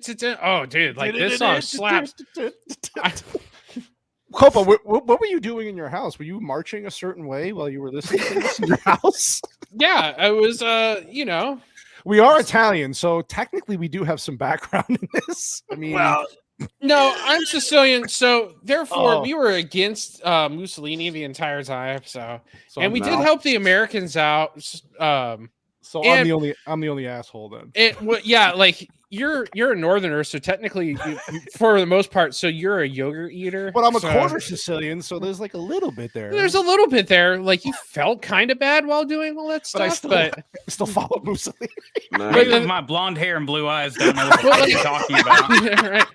So we were fighting Whitey's people, right? And like Whitey's people was just coming all over the place, all over Europe. It was just dastardly, man. I mean, I'm French. We were like the first to go. Yeah. Sorry, you had that cool tower, man. Yeah, sorry, buddy. His tower is too tall. Kill him. Yeah, Dempsey has this is a lot of people, like he was saying here with his comment, you think that someone who has been in the presence of God, the Ark, would not we kind of got into that earlier. An uninspired reviewer had a good point. Like he technically didn't see what happened, but he said like he was around it. So that was my thing, and a lot of people had a problem but if you think about it, Indy's character, like for some reason, he doesn't like believe in superstition, hocus pocus, right? Like that's what he tells Marcus. Like, and I'm a cautious fellow. He says that in Raiders, right? And like it's just like, dude, how much do you need to see to realize that the superstitious exists? It's real. He literally took the dude's heart. Yeah, that's what I was about to say. At this point, you've seen him. Someone rip out someone's heart while they're still yeah. Look at all that science going into his chest. Oh fuck! Here's a scene where Harrison Ford pulled a Sean Connery impression, put his hand around the woman, and said, "All I have to do is squeeze." And all I have to do is scream like a little bitch. You see, another reason to like Elsa Schneider, she's a big kinky. She kind of looked like she was like, "Ooh, really? Let's go back to the room, and I can bite." Yeah, squeeze harder. Yeah, I can bite your ear off again. I can still talk. It's not kinky enough. Hey, look, there's the Austrian painter writing his book right now. Yeah, failed Austrian painter, dude. Failed. You don't want to get flagged. Failed Austrian. But this was a hilarious scene right here. It was good. Oh my god. He's got the What do you guys scared actually out think him. of like this sequence in its entirety and its place like in the movie? I don't know. I was fine with it. It's just it is what it is. It's directors at the time going after a certain group because it was popular. Who they are. I don't think it didn't need to be in there, but it was fun. My thought, like even when I was a kid, for some reason, I picked up on this right away. I was like, man, like it just didn't feel right that Indy was meeting like a world figure, like that high up, just running into him. It's wild. Like if it was Herman Goring or someone like that, it might be a little bit more believable. But him meeting the chief, the top notch, the failed Austrian painter himself, who wrote the book. Too. Yeah, getting his autograph too. It's kind of smirks. He smiles at it because he's like, "Oh shit, this is because he's into this stuff, right?" Yeah. So he's like, "Man, this is going to be worth something someday." Or I don't know. I think that was like a smirk of like, I just. How much closer can you get to danger? Yeah, it was just in the situation. Yeah. And how he thought he was like, I'm a fan. Yeah, like I said, have these flags in your house. Do I have those flags? Okay, so you mean the pinwheels of friendship? Yes, that's what from the failed Austrian painter. Yes, right. No, I have it's just Exactly. Facts. I sent Vex a couple because we're friends, so it's the pinwheel friendship. And I'm surprised they let those through customs in Canada. You know. Well, no. Did you get it to her? Our secret deputy prime minister is actually a Nazi, so. So nice. it's perfect. Allegedly. Yeah. Allegedly. No, she actually has family ties to Nazis. So the failed Austrian painters. Yeah. Family. I mean, don't we all? Bruh, have you fucking looked at me? I don't think I do. Yeah, Listen. like, I'm brown too. I doubt. I'm not going to say anything. It's true. I like how this guy goes on the blimp. By the way, what a cool! Would you travel this way back in the day if you could? Look how Fuck yeah! Oh, look how Yeah. luxurious it is, and it's Dude, spacious. it looks freaking sweet. Other than the fire, you know. Yeah, that's what I was about to say. Like one spark and everyone's gone. That's it. Actually, you want to know a really sexy tidbit of information about this scene? Yeah, please tell us. Apparently, the set was so hot for this blimp that Harrison Ford and Sean Connery are both pantsless in this entire Oh my scene. God, I have a blimp in my pants right now. My desk I just blew my Hindenburg. I can't even say anything better than what Copa just did, so I'm gonna stop. Thanks, Dempsey. You have Italian blood. Well, you're a better man for it, buddy. That's right. Hey, Hypnotic, what's up, buddy? Thanks for dropping in, sir. Yeah, I like how he pretends that he's the guy collecting tickets, and so he sees his dad. God, this scene is so fucking perfect. It's so good. He's like, no ticket. They're all like, look how tight his shirt is on him, or his he has jacket pants is. there. I know. This is so good. Everything everybody rushes to grab their ticket. They're like, "Oh shit, dude!" Everybody respects this ticket guy because he just socked a general, of the failed Austrian painters army and chucked him out of a window. And they're like, "This dude means fucking business! Holy shit!" Yeah. Hey, what? This is like the most CGI they use in the whole movie, and you can tell it's dated, but it's not the worst. Okay, so it's not really CGI. Well, explain. It's a green screen behind. It's like it's just a miniature on. It's projection also. On the previous scene where you see the commander looking up while the Zeppelin takes off, that one that's also it's projection. Okay. Yeah, I forgot they didn't have that technology. So is them walking up the steps to the airfield. That's also projection. But you know, whatever for its time. No, but it feels the driving scenes. But that's the thing is in like even though it's projection, you know, like those two separate things coming together are both tangible, and like there's something inherent with the human being that knows everything that you're seeing is real and touchable, even though you know they're two separate things. 100%. But with CGI, you know, it's you're watching someone interact with something that's animated, and it's just not the same. Right, 100%. So this is the scene we were talking about earlier, and I love this. Where I was the next man? I was the next man. Yeah, we know you were, buddy. Dad, you're my Eskimo brother now. And I like how he, like you said, Copa, like this whole plot of like he was never there for him and all this that Indy brings up. Yet when they have an opportunity to talk, he's like, I don't even know what to say to you. You know, that's totally a dad 100%. situation. Yeah, I was a wonderful father. I respected your privacy. Yeah, sorry, I mean, but like with my dad, he would totally pull this power move where he'd like slam his book shut. Well, not slam his book shut, but he'd close his book shut, and then he would scoot his chair in and be like, "Okay, you want to talk? What do you want to talk about?" And you would seriously sit there and go, "I don't know. I don't even know what I wanted to talk about. I just want." Well, usually it's usually what either movies or sports with your dad if you're into that. Like, you know what I mean? That's usually how you bonded. Other than that, it's kind of especially as you get older. It's just a little harder to kind of talk about things with your father, especially things you would rather talk to your friends about, you know? Yeah, and that's exactly what would say too. Is like I would say, I don't know what I want to talk about, and you would say, well, what are you complaining about? Like we have a job to do. These two could talk about the German woman that they both stuck their weenuses in. She certainly likes her wiener schnitzel. That's a little weird. Schnitzel. Oh my god, this sequence is so fucking funny. It's so good. I like how they get. He's like, I can fly a plane, but I can't. Junior. I can't land one. Yeah. This was good.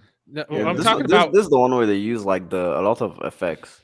Yeah. Yeah, you could tell. I like how he's like 11 o'clock. He's like, what happens at 11 o'clock? He even pulls out his watch and everything. Yeah. He's so fucking funny. Oh, Yeah. my part is that he whips the machine gun turn around and shoots his own wing off, the tail off. And then he says, "Son, I'm sorry. They got us." Oh my God. It's just so good. Now, did they film this in like the California desert somewhere? It looks like it, yeah. That's what I was gonna say because you could tell. But I like this part, yeah. So they're getting. I'm guessing technically. I don't even know where this is supposed to be. Maybe not like California. Turkey. Is this supposed to be Turkey that they're? I think in between, for? there, yeah. Because you really don't know. They're just trying to get out of Germany at that point, or Austria. They didn't give us the Casablanca map, so I'm very lost right now. Yeah, they're trying to kill us. I know, Dad. Oh my God.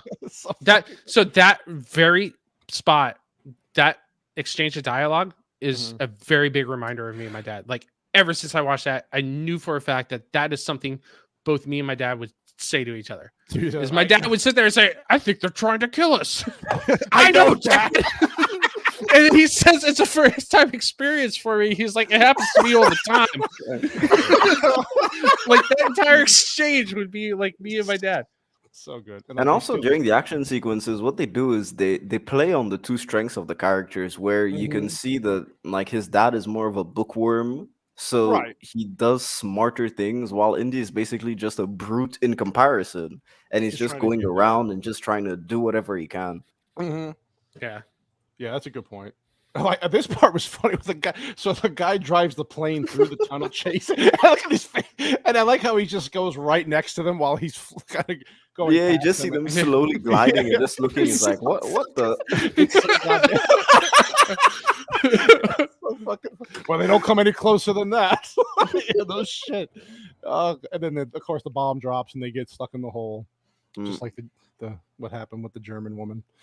And I like how the plane comes back, and this is where you were talking about Uninspired. Yeah, like Indy's like, what do we do? I don't have any bullets in my gun. And then the father's like, oh, let me use the seagulls to our advantage. And he even I spent 3 years scaring birds to practice this one moment. And then of course the plane crashes and they escape. But yeah, he was let the armies be the rocks and the trees and the sky. It was, and then he's like, he's like, okay. Does anybody know what that quote's from though? He mentions it. I think he mentions it, but I can't remember. Yeah, he says it's from Is it Platonymy or whatever? Something like that. Yeah, it's definitely not that.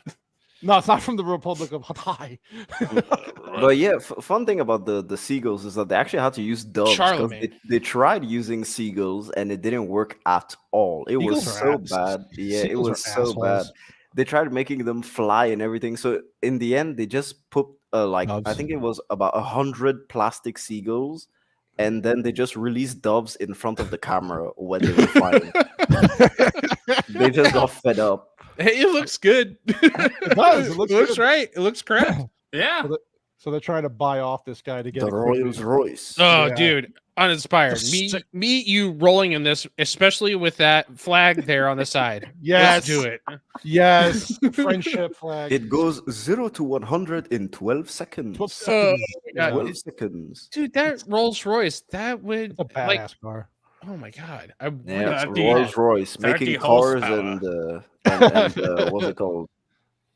Plane engines. Yeah, there you go. Yeah, most of them were. Yeah, like BMW was making plane engines. Yeah, Ford was. Mitsubishi was the maker of the Zero's engine for Japan. Oh man, look how beautiful she looks. God, I would so do her with those goggles on. Yes, she's just asking for it now. Dirty, sweaty, and goggles. That's dirty, sweaty, goggly. For all you, Copa. Do you like steampunk? Oh my God! I like how he's using the binoculars. You can see the glare from the lens, and he's like, like, what are you doing? He's like, don't worry, Dad, we're out of range. They blow up the car. They play off each other so good. Then you know that you've got Salah who delivers like one of the best lines, like that car belonged to my brother-in-law. My brother-in-law, yeah. Very he gets the camels later on. That's compensation for my I brother-in-law's gotta at car. least get these camels, man. And then here's when this guy comes back from the beginning. Total Sala move. Yeah. Oh, that's Jones, all right. No shit. Oh, But no, this it's is not when, no shit. He's absolutely wrong. It's not Jones.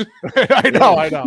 This She one, said it was, and then those weird ass people, the defenders, attack them. I think like, is this the last time we see them in the entire movie? I think so. Yeah, it was just Yeah, they got wiped out right here. This is pretty much it for them. They're like, the whole reason they're in this movie is just so Indy and Sala could get closer to the Grail. Yeah. I like how here. Well, no, it's to get Marcus out of the tank. Oh, right, that whole sequence, right? Yeah, right, the entire tank sequence. Right. I like how the whole movie she's like a she feels bad about all this bad shit happening yet. Yeah, all of a sudden the Nazi is feeling really bad. The bloodshed's happening. Okay, yeah, the whole movie. Yeah, this part was good. He's like, yeah, I'm coming to rescue you. It's a rescue Everyone mission. just pops in the tank.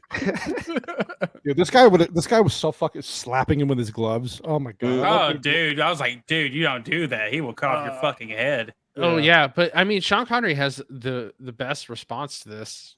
Yeah, what does he say again? He says something. He says it tells me that stepping. Yeah, that goose stepping.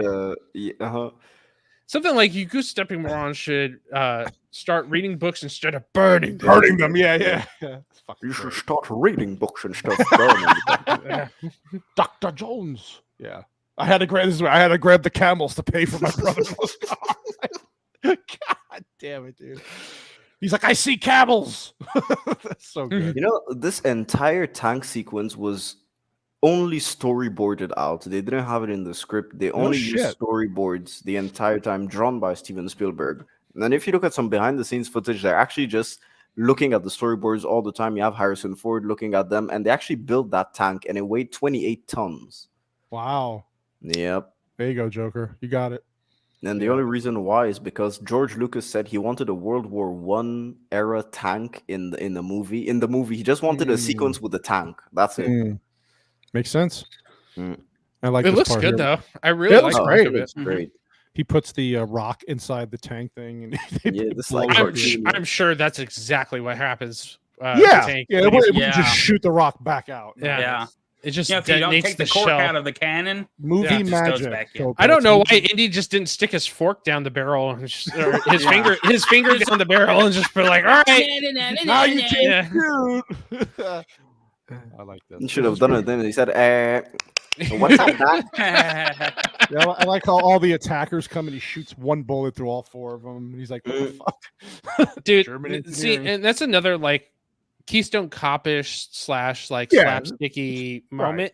But it works. But it works. Yeah. Dude, like works for some reason. It works. If you stuck that part in any other part of the sequence, it would have been terrible. It would have been terrible. If you stuck it in any part of the movie, it would have been terrible. If you put it in any of the movies, it would have been terrible. It's like that specific moment in this movie.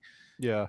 I think what makes it work also is like that 1 second of him looking at the gun. It's like, oh, okay, it's not his gun. They make sure to see that it's not his gun. He's like impressed by it. Well, he even looked at the gun. And I took it as he looked at the gun and was like, did I just shoot a bullet or a freaking laser gun? Like, why did it go through everybody? What happened here? yeah. Like, what gun am I holding again? And I like this. Oh, I love this was my favorite sequence of the entire movie. This tank ending horse chase. Oh yeah. It had a lot of Western elements to it. That's why it was a mashup of several elements actually, or genres. So I really appreciated very well. this.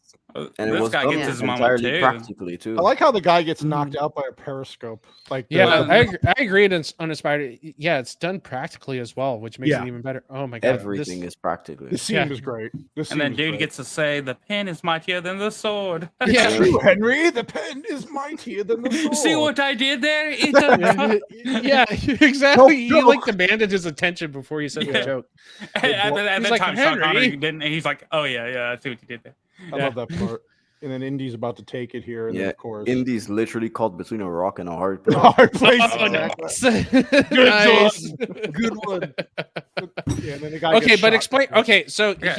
his what you call it? His bag is caught around the. You barrel of saw the gun. that too, huh? Yeah. So explain to me how he gets out.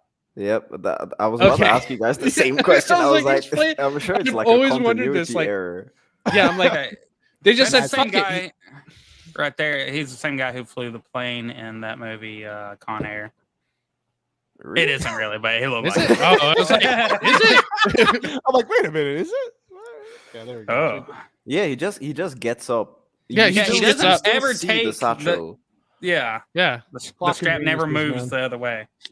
There we go. Indiana Jones Oh. and the Last Crusade is trash. There we go. That's Yeah. it. Well, Yeah. that's it. Ruins Garbage. Raiders is better. You know what? Temple of Doom is Temple better. of Doom's Yeah. better. Yeah. And I'm sure Dial Destiny is going to beat that. So He kicks the shit out of this guy, right? Bashing his face into the fucking side, and then of course you get the tank goes off the side. I love this. This is good. that's definitely a model. Yeah, obviously. Yeah, And 100%. I like how his dad has a moment here. He's like, "Oh, I never got to tell him anything." Yeah. He thinks he's dead. of Oh, course. dude, this is such a. I'm sorry. Yeah. I keep saying it No, it's true throughout the though. stream, but it's like this is such a dad moment. Like I never got to say anything to him. And then when he realizes his son's alive, he's like, "What are you doing resting? We're so close." Yeah, Like, yeah. he doesn't say go. any of the shit that he was saying. But to he him. does embrace him just for a quick second, then he's like, oh, does. gay. Exactly. And, You're you like, know, ugh. All right. cooties, huh? Get back to work, Andy. Yeah. Junior. Is this the Valley of the Crescent Moon they find, where the this leads them into Yeah. that? This Yeah. location is a real place, but there's nothing inside it. It's just a car. It's just a carving. They inside it. actually filmed said about her the vagina. entire tank sequence. They filmed it in Spain. It was the first thing. I think it was one of the first things that they started filming. The entire tank. Oh, sequence. really? Wow. Okay. Mm. It's good. That's movie that's choice. interesting too. Like, why would you do it in Spain when you could just easily do it here in California? Unless it was way Oh, cheaper they to actually fly. said the direct. I think it was the. I'm not sure if it was the director Yes. of photography or the producer. He said that he. Oh no, it was the director of photography. He said that he had done several westerns back in the 60s, and that's where they used it most of the time because it was one of the main places where they made westerns back in the 60s in that specific Oh. desert in Spain. So it just And fits. so- Yeah. Yeah, so he said, I know the place. It's somewhere that I like the terrain. I think that we can Mhm. do it there. So they Mhm. checked it out and it worked. Oh, cool. Jesus Okay. Christ, Filipino Makes meatball. sense. Wrong movie. You have a weird upset. Jesus Christ. Yeah, so this is where they have the guy. This is where you have to do the steps, the booby trap steps to get to the grill. Yeah, And I think this is the breath of God. The breath Only of God. the penitent man will pass. The penitent man will pass. I kept saying that to myself. My wife's looking at me like, "What the fuck is wrong with you?" Because he was saying, "The penitent man." The Yeah, penitent you have to try and say it like Sean Connery. Yeah, the the penitent man will the pass. penitent man will pass. The penitent man will pass. And I Those like, I like cobwebs are going to be there forever. Those cobwebs never move. What is Yeah, fired? You yeah. got one of what is fired for a Frenchman? You got one of the best Sean Connery actors. he's fucking Yeah, he great. does. He's top notch, man. The job. thing is that I've always wanted to have an English Scottish accent, so every time I try and just emulate, and Sean Connery is the easiest because you have to just put your tongue like on the top of on the roof of your mouth, and then you're Right. like, the breath of God, the penitent man will pass. I can't. I The still word can't of even do it. God. Only Yeah, the you're footsteps Italian, dude. You know what? of God will Do me a proceed. favor. Just do a whole movie review with Sean Connery. Well, That would I be an might amazing do that, video. Copa. 20 minutes of you just 20 minutes of you just saying the penitent man will pass.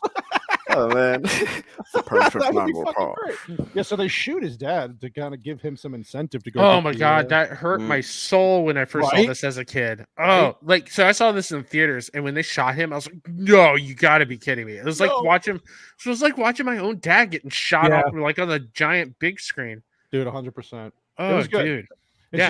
just gives Indy more, like you said, it just makes it more intense and just adds more drama. It's fucking great how they did this. And then Yeah, they actually debated doing it. George Mm. Lucas and Steven Spielberg. They said they really didn't know what to do, but they wanted something to elevate the movie and to give that sense of urgency also. yes, Yeah. Because or else it would have just been like, okay, let's go to the Grail and yeah. we'll pass all of this. Oh, I think it They're adds like, a ton yeah. because, like Yeah. you said, it adds more intensity, and he has to do it kind of quick. he can't just take his time doing it because his dad's dying. So And also with the faith aspect, he's got to believe it forces Indy to believe. Yeah.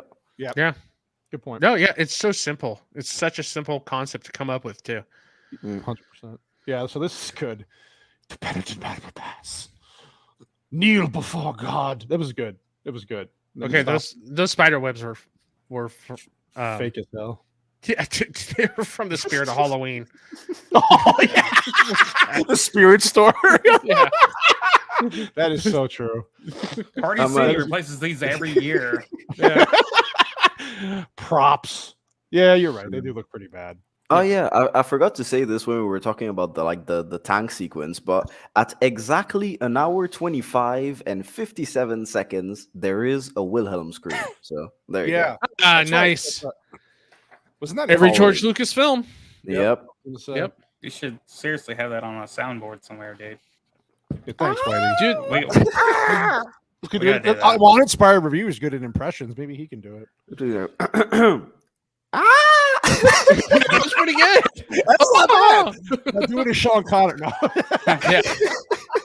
wait, how do you do that in French? Like, just add like a and then smoke cigarette. Please tell me you're clipping all those.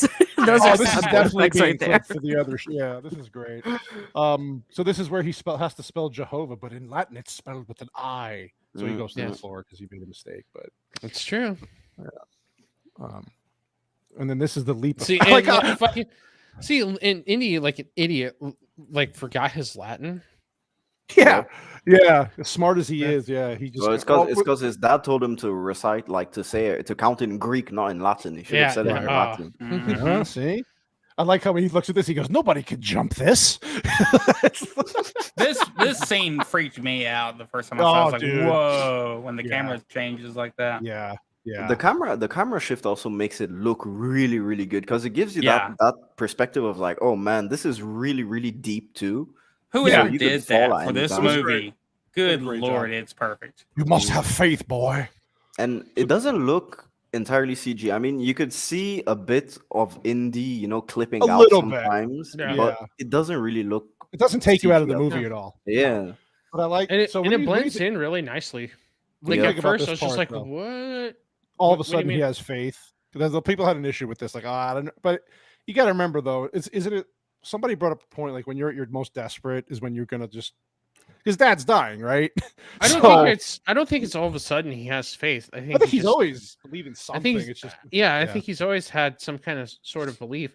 Mm-hmm. I think he's always just tried to put the supernatural behind him to get the job done. But now he's forced to come to face with it. Yeah, come face to face with the supernatural, which he's about to do at the end of this bridge, anyways.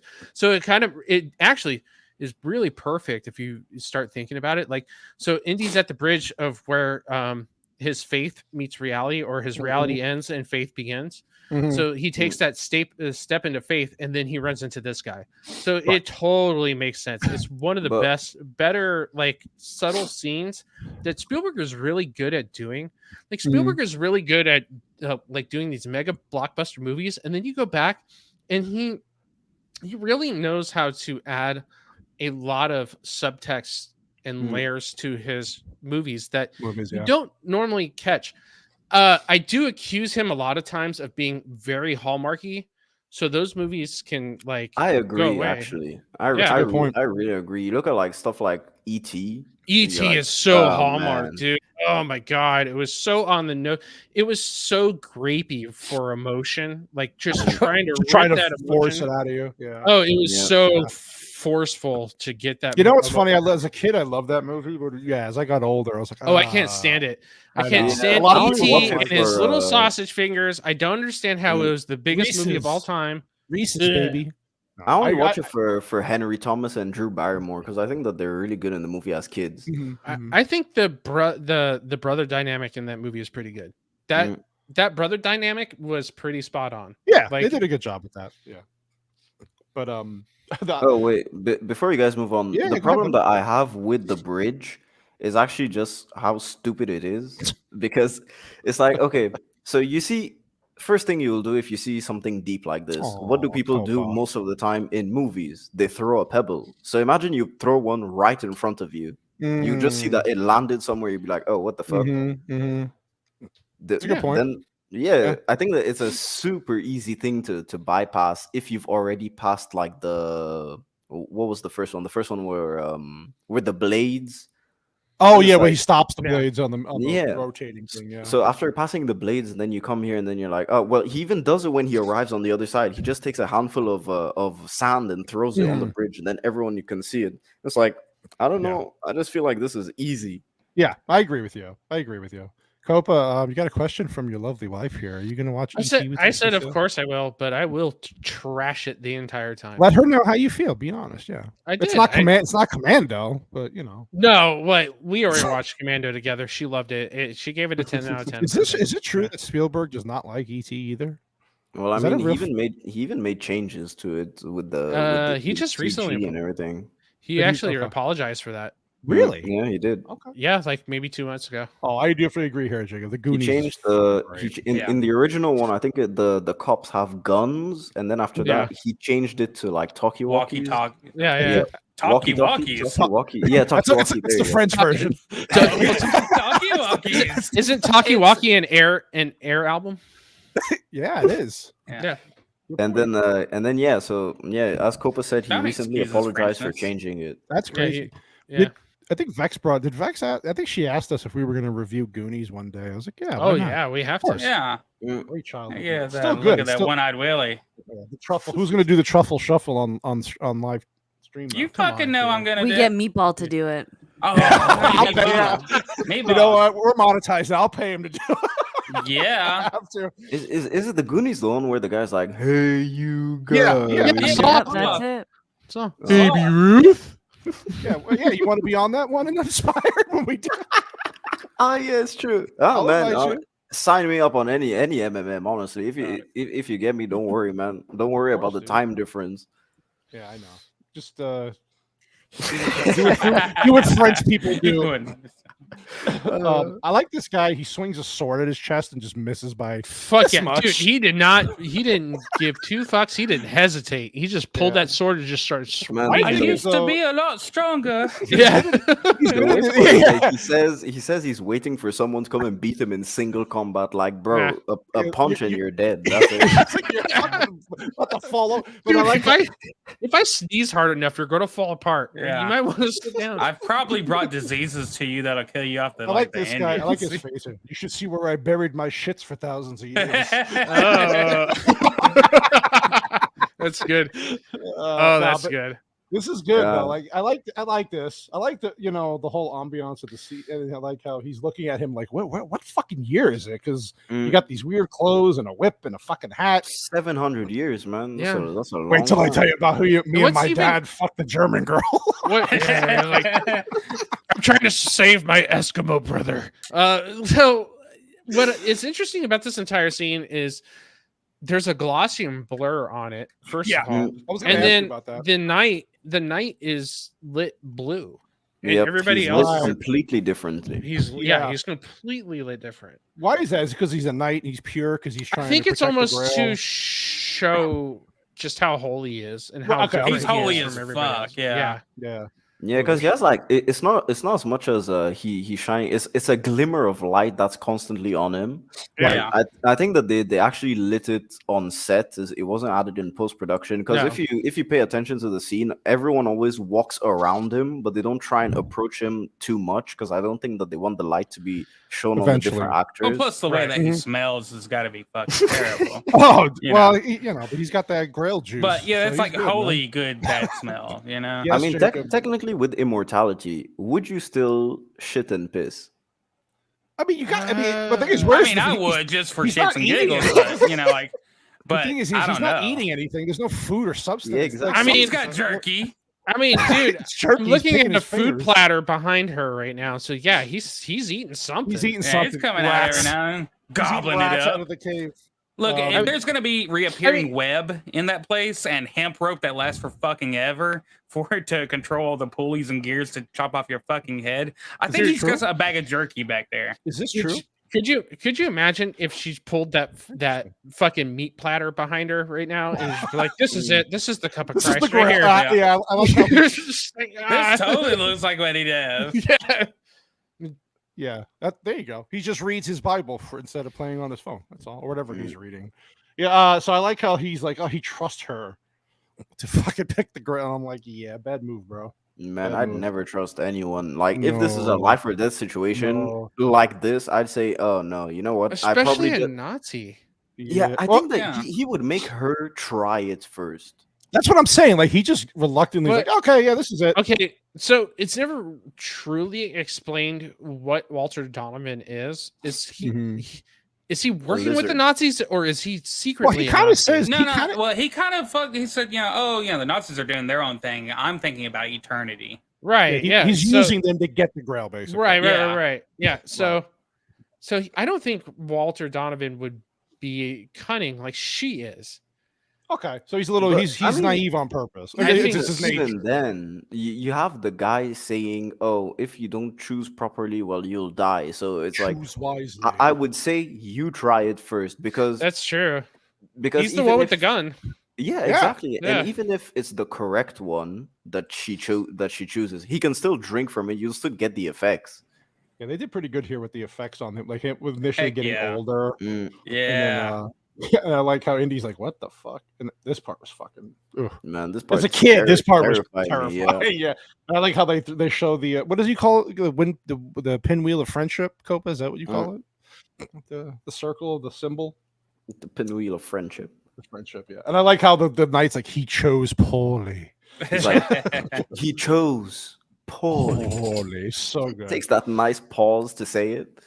But I like how Indy doing what he does, he recognizes that at that time period, because if Jesus wasn't around, he wouldn't have gold and he was Yep. a carpenter and he Hold on, I gotta Google this. he preached around poor people and stuff. So he realizes, okay, this definitely is the cup that a carpenter. I mean, would hey, drink of. Jesus used to turn water into wine, so his parties must have been crazy. Wild Yeah. parties, man. Mm, Wild parties. Yeah, Jacob. The scene was great with the aging. You have Yeah, that'd chosen be great. wisely.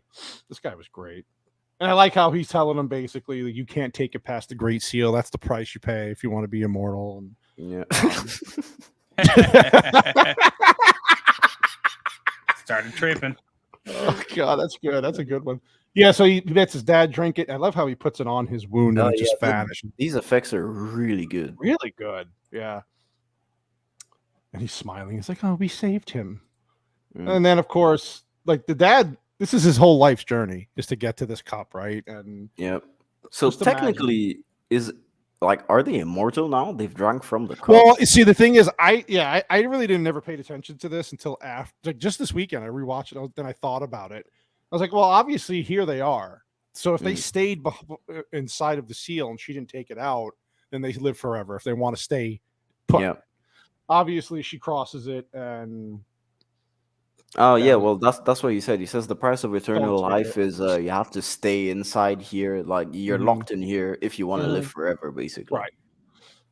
Yeah, so she goes past the seal, of course, and all hell breaks loose, and Mhm. things start breaking apart. And I like how she's still grabbing for it, and he's like, "Oh, I They can't actually hold made you." all of this practically. They had Yeah. like 5 different things to elevate the ground.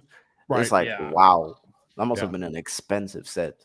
Yeah, yeah. And I like how he falls in, and I love this scene here because he's trying to do the same thing she did, right? He wants Yeah. out history. Yeah, he like wants to even keep- after he just saw her, like yeah, because he's so Yeah. close to it though to keep it. Like it'll be there. he's like instantly like almost like really mesmerized by like I have to get it, even though I just saw her go kaput, Yeah, Yeah. this is something that I found weird because it's like What's with Indiana his slimy ass Jones hands? knows that you can't Sweating. take it away. Right. So why would he still want to grab it? I think it's just human nature. Like, he sees it and he goes, "Fuck, man, I can keep I this think it's now." it's Indy's nature. That's what I mean. Yeah, because he's a Yeah. collector. That's what he does. Well, it's also like to some people, it's like the only proof that a whole entire set of faith exists is Mhm, like right mhm. there, right in front of me, Right. and it's about to right. go. Yeah. Mm. So I And like I mean- how. Yeah, go ahead. Sorry, buddy. Yeah, I was just about saying this is like a good part when he's about to pull him up. He's been calling him he's Junior. been calling him Junior the entire time, and then now he's like Indiana. It's Yeah. like Yeah, snaps him out of it. Yeah, because he never does it. Yeah. Well, it's like Dad is finally showing his son a little bit of respect. Yeah. Yeah. And he doesn't want him to die. Loves me. He doesn't want him to die, obviously. The old guy's like, oh, I have to go shit alone again. Poor guy. A poor old man. Man, the poor dude, like, what happened to him is just like people came into his house, destroyed it.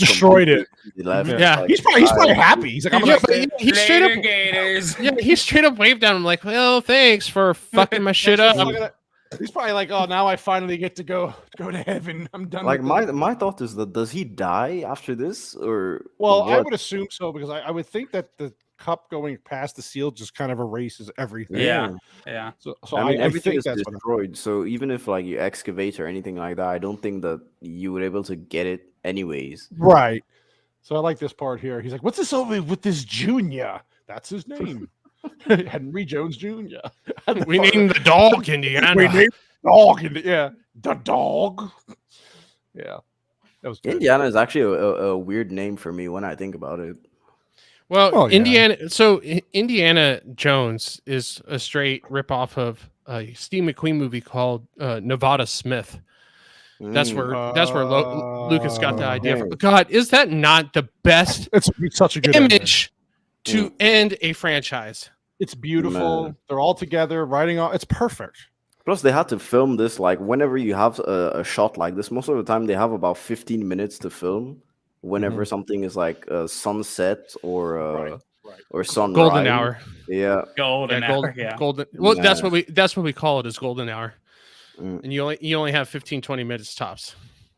Man, so they pulled it off. And plus, it's a long shot. They continue for like at least till almost the entire credits. I remember watching it in theaters when it first came out as a kid. And I remember sitting in my seat waiting for the end credits to see if there was anything more because the shot is so long. It's never know. Post-credit scenes before post-credit scenes. The old dude comes back. I need a ride. Somebody get me out of here. I chose poorly. and you know, like something that you can add to the Last Crusade that you can't add to the rest of the Indiana Jones movies, at least not 2 and 3, maybe 4, because it has a more personal ending for Indiana Jones. It's not really this massive climax or anything. It's basically just an ending for our characters. And even you could say that with Kingdom of the Crystal Skull, even though it's a shit movie, you could say that the ending is personal. It has that big, everyone starts exploding because aliens are that was shit.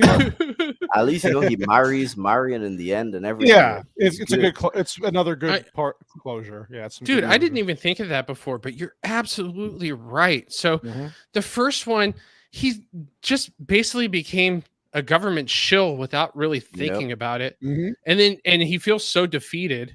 And then the second one is what? He whips Mary or Willie Scott around the hips and gives her a kiss. Barf. And then, but the last one, it's just bros. Yeah. It's like your bros, like think of all your close friends and you guys are all on horseback. You just had this great adventure and you're riding off. Right. To your next adventure. It's beautiful. And even then, you add that it's his father. He now has closure with his father after 20 years of basically not talking and everything like that. It's just like a perfect storm of everything. It's a good way to end it. Yeah. And then they had to fucking ruin it. It didn't see, and that's the thing. Look, guys, and I mean this without any kind of shit posting or whatever coming out of my mouth right now. I'm totally 100% serious. Look, it ends here if you end it here. Like, you don't have to believe that 4 and 5 even exist. Like, if you own these movies, that's it. Like, you're good to go. Like, even if you bought the box set and it had the other 2 with it, like, just toss them out the door and just pretend they don't even exist. Like, I agree. This is the perfect ending. Whatever happens after this is trash. I don't count. I'm with you. Whatever happens after this is just fan-made bullshit. Exactly. Oh yeah, that's even better. Like, that's great. Expensive fan-made bullshit. 100%. It's not only that. Like, I honestly believe Kathleen Kennedy is legit trying to destroy everything that Lucas ever built. I agree with you. It is well. We were talking about this because Vex had questions about Kennedy, and I didn't know a lot of this stuff. And then you brought up some good insight in the chat this past weekend, and I was like, wow, she really was a bitch. Oh yeah, like, wow. And she yeah. just, So yeah, she about was. It, I want to know. So Kathleen Kennedy was George Lucas's secretary during the American Graffiti and Star Wars days, and then she obviously met Spielberg because, dude, that's a long story, but they obviously knew Spielberg. They're all good friends, whatever. Spielberg knew that she was shit because she was terrible at taking notes and she had terrible ideas too. Shocking. Anyways, fast forward to when she meets Frank Marshall. He's a producer. She gets married to him. She convinces Frank Marshall to do a partnership where it's Kennedy Marshall Productions. Right. And so they become primarily Spielberg's producing duo throughout all of his films since Poltergeist. And so fast forward, like fast travel to when Star Wars was sold to Disney. Of course, her name like came up. Like one of those people's names were going to come up because they've been there since the conception of Star Wars. Right. So it made like even for me, I was like, oh shit, Kathleen Kennedy is going to be running Lucasfilm. That totally makes sense. It's in good hands. But she's been there. The thing is that it's really actually like now that you've given the timeline of events, it's actually really fast how she just went from an assistant to where she is now, to like even because Raiders of the Lost Ark is 1981, and on that her name is like really you have to wait for the credits to roll, and it just says assistant to Mr. Spielberg. That's it. Yeah. So and then Poltergeist is only 1982. It's like a year after. So basically, if you count like production time, you'd say it's about still a year after. So I'd say Raiders of the Lost Ark is 1980. It started. And Poltergeist would have started in 1981, so only a year after. That's I can't remember when she got married to Frank Marshall, but that's I think you were trying to figure that out over the weekend when we were talking about. I don't remember. I didn't remember. See on it. Yeah, but she's fucking awful. And then this whole thing with Phoebe Waller-Bridge and how she could take over an Indiana Jones frame. I'm like, oh god, just stop. Stop. This is it. So. This is my prediction: is that she's going to "quote unquote" step down after Indy 5 releases. Wasn't that the rumor anyway? Well, I'm just saying, like they're going to give her the ultimatum of you're either fired or you're stepping down. It's one or the other. Yeah, so you either bow out gracefully or we're going to kick you out.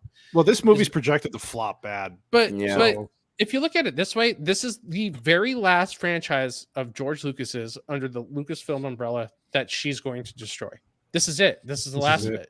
She's already done Willow. Oh, wait. No, she still has Howard the Duck. You think she'll do Howard the Duck as her... maybe that'll be her send-off, yeah.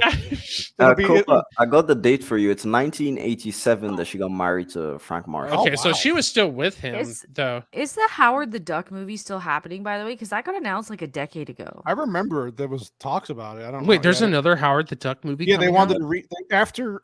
what was the movie he was in? It's happening, Copa. At the end After of it appeared as a thing in like Guardians of the Galaxy 1, they were just like, oh, okay, we'll make a Howard the Duck movie. And they even teased it at one of, I think it was Comic-Con or something. Is there another and then we never scene heard anything about it again. They're going to have a sex scene like in the original one. God, that movie was so Gord fucking King's bad. right, by the way. Frank Marshall directed Arachnophobia. Mom too. Did he really? Yeah. Wow. Yeah, he did. Yeah. Arachnophobia, great movie. Go watch it. Good movie. Great. Yeah. It's with the second half of Dumb and Dumber. It's with Dumber. Yeah. Oh yeah. It was with and John Goodman. Yeah. John Goodman was fucking hilarious. The Exterminator. Yeah. Great movie. John Goodman made that movie. It was the whole part. Yeah. What's funny about John Goodman is he makes like practically every movie he's in. Yeah, he's hilarious. He's a great actor. Yeah. I mean, even 10 Cloverfield Lane, which I pretty much didn't like.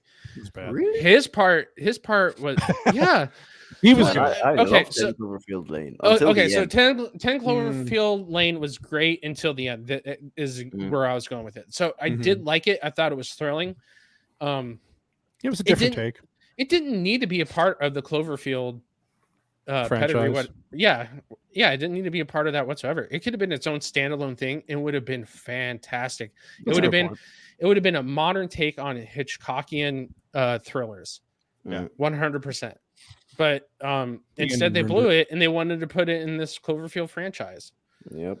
Money, Was Cloverfield even like that famous to begin with? No, it wasn't. It was okay. Like it did all right. It did like all right in the box office. But they just started. It got more popular outside, like when it came to DVD. And then wasn't that like, J.J. Abrams? Yeah, it was. Sorry, yeah. It's Bad Robot. Okay. But then, because it also kind of revived the found footage. I was just gonna genre, ask like, that, yeah. For a little bit, so that's why I got. And then there's we'll make a second one, and the second one was trash. And then they went down a different route with Netflix 10 tried to do a Cloverfield prequel. Lane, which wasn't bad in all honesty, but also like they were all three of them were overhyped. Well, There's 4 or 5. Netflix made one that's like a prequel, basically. Yeah, Netflix has Overlord. It was terrible. It was showing World War II one. How the monsters got here, basically. Wait, Overlord is we didn't need to know that. Yeah. No, I know we didn't. We didn't. One Cloverfield. No way, Overlord is part of Cloverfield. It is. It is. Oh man, you guys just we just ruined his whole fucking. He's like, man, it's 5 a.m. I'm tired of this bullshit. Oh man, like you guys literally just ruined Overlord for me. I like that movie, but now that you say that it ties into Cloverfield, it's like that, and it's just stupid. Yep. That whole franchise. Dude, Fiona M in the chat's got it right. Sorry, let me bring up her comment. It was. Go ahead. No, I was gonna say you can read it if you want. I don't know how to read, All right. Cloverfield Lane was completely in the can before they added that little bullshit at the end. It was never thought of or conceived as a Cloverfield property. That makes sense, actually. Yeah, that's true. Doesn't feel like a Cloverfield movie. It doesn't. Bad robot for you. J.J. Abrams. Oh, J.J. Mystery box. Abrams. Open this mystery box. Cloverfield Lane. Cloverfield Paradox is the one, Vex, that where they go into space and then that shows they open up a portal that brings these things here. It's so fucking stupid. Go to space, the fuck? Yeah, they're in space in that one. Mm-hmm. And it's fucking terrible. Doesn't the thing open destroy the ship? That is fucking stupid. No, at the end of the movie, basically, you just have a huge jump scare where you see the monster from the original Cloverfield. His head pops up, and then he's like, then you're like, oh my god, here I am. I'm going to Earth now and kill everybody in New York City. Like, yeah, they should build a Jaeger and like. There you go. That would have been more fun. And then Will Smith punches it in the face and says, "Welcome to Earth." Welcome to Earth. Welcome to Earth. Welcome to Earth. Vex, can you do trivia? Do you want to do trivia? Yeah, I can do trivia. My internet's much better. It's still cutting out here and there, but I can at least carry on the conversation and hear what you guys are saying. Don't worry, we can hear you fine. Now you can. Hold on a second. That is now a what's it called? A chat icon. It's a member sticker. You're welcome. Get your memberships. I made your face a member sticker. Who wouldn't want to see that face when they become a member? That's beautiful. You too, Copa. You got one too. You all got one. Yeah, so I'm still erect because of it. Thank you. That was my goal. All right, so this movie had a budget of about 48 million estimated, and it released on May 24th, 1989. The domestic take home was just over $197 million. The worldwide was $474 million. All right, I'm going to pull up what 48 million and 88 was. Oh, like inflation. And what what it is today. I don't know if this is adjusted for inflation. 53. I don't think it is. It's 100. Okay, so that would be let me do a little bit of research. Do some math, Copa. Yeah. I'm shit at math. I can't help you. Yeah, I was like, don't look at me. I'm saying 53. Vex, what do you say? Well, you're saying it's how much now? 53. No, it's 53. From 48 million to 53 due to inflation from 1988. White Bear had a long day. I'm going to forgive him for that. White Bear is definitely not a math Asian, obviously. So no. Well, throw out a fucking number then. He just said. Because of when this came out, I don't know what else it was competing with at the box office, so I don't know how long it was on number one or how long it was in theaters. What year was it? 1989. Well, it was competing with Bill and Ted's Excellent Adventure. There you go. But in May 1989, what was it competing with? I believe Batman came out the month after, if I'm not mistaken. because I Okay. remember Oh, I remember yeah. I remember pretending to be Indiana Jones going to see Batman. Are you serious? Wow, what a fucking summer. Yeah. Wow. That's a No, it was crossover I'd watch. Yeah. Absolutely. I remember Sure. seeing one or the other in the drive-thru for the second or third time and turning around and watching the other one. And my dad was all like, I didn't pay money to have you I know, watch Dad. this one and you're watching the other one. I was like, I know, Dad. They're trying to kill us. What a fucking what a Yeah. combo of movies. Yeah, it's though. fucking Holy crazy, dude. shit. Sorry, Vex. Go ahead. No, you're good. You're good. Okay, so in terms of trivia, so most of the uniforms worn by the Nazis in the Berlin book burning scene are authentic World War II uniforms, not replicas. A cache of old uniforms was found in Germany and obtained by costume designer Anthony Powell to be used in this movie. So she had connections, or he had connections. Yeah. Pretty So you sus. better say huh? that they burned rich. Cash. Wait a minute. How come none of us are wearing these uniforms tonight in honor? Come I just got on. monetized, dude. To be Harrison. We could all address you as our Fuhrer. Do I have to put on an Austrian accent though? Oh yeah, and you have to hold the brush because you're a failed Austrian painter, obviously. Next time. Yeah, Next okay. time. So Harrison Ford cut his chin in a car accident in Southern California when he was about 20 years old. In the movie, this cut is explained by a young Indiana Jones cutting his chin with the whip. I like it. They incorporated it. I like it. I never even Hammer. noticed it. I never even noticed it until that scene, and I was like, Really? oh, yeah, he Yeah. did. Yeah. Man, I Agreed, noticed it agreed. since like the first Indiana Jones. Yeah, dumbass. I was it. God damn! Look at 1989. These movies. Holy shit. Yeah, Back to the Future 2 made less money than The Last First one? Crusade. I'm shocked. Oh man. wow. Yeah, significantly less. It made 330 million. Like basically Wow. over 100 less than The Last Crusade. Well, that actually Wow. makes sense to me. With Back to the Future 2, you said? Yeah, Back to the Future 2, the best one. You think it's the best one? I think no. it's too See, confusing. I bet you it was too confusing for audiences because it really had to be explained on My wife and why- I have this argument. 'Cause she likes the second one. I like the first one. I like the first one. Nah. God damn it, Uninspired. You're getting kicked off the show. No, I'm just kidding. Yeah, eject uninspired. I used to Get him like- out. You're done. Bye. You have good content until now, dude. Yeah. But nobody your way talks back about the onto the third one. show. No, no one. Nobody talks about the third one. Nobody.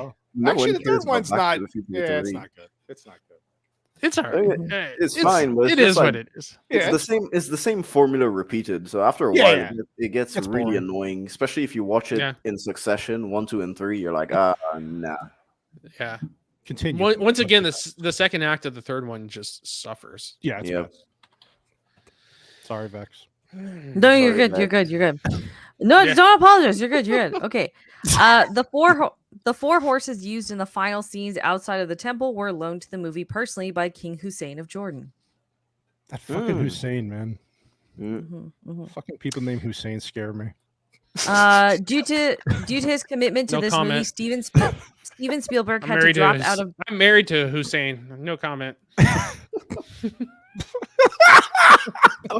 Sleep with one eye open tonight. Well, you're not going to sleep anyway, so you're lucky. You have a baby. You're good. Jerk. Go ahead, Vex. Sorry. Due to his commitment to this movie, Steven Spielberg had to drop out of directing Big and Rain Man. He was going to direct. Wait. He was going to direct. Who directed Rain Man, Coppola? I forget. Wasn't it- Barry Levinson. Wow, he was going to direct. That would have been a totally different. Barry movie. Levin. Isn't that the same guy that made Men in Black? No, that was Barry Sonnenfeld. Ah, damn. All right, that's interesting. Wow. Okay. When shooting in Venice, they were allowed to have complete control of the Grand Canal from 7 a.m. to 1 p.m. for one day.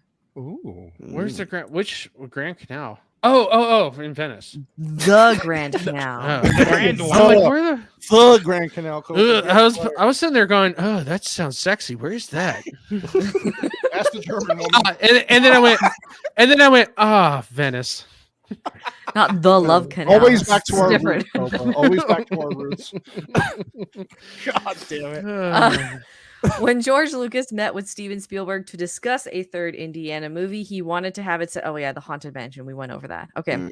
The temple at the end of the movie exists, but not in Alexandria. It's in Petra, Jordan. However, there is no inside to it. The doorway seen on screen is huge. 8 or 9 people shoulder to shoulder can easily walk through it. It leads to a huge empty square room carved from the top down over 2 stories high. Similarly, they wouldn't be able to get lost down the valley as it stretches for about a mile or so, and there's no other route about it. Steven Spielberg and his crew were guests at the royal palace of King Hussein and Queen Noor during the shoot in Jordan, and Spielberg was even brought to the temple by Queen Noor and her children. Oh, okay. So Spielberg had something going on. Spielberg got those connections. So, I mean, if the queen herself just drops you off with her kids too, it's like, all right, cool. Got some special abilities like that. Sir Tom Stoppard was paid $120,000 to rewrite dialogue, specifically lines for Henry, Indiana exchange.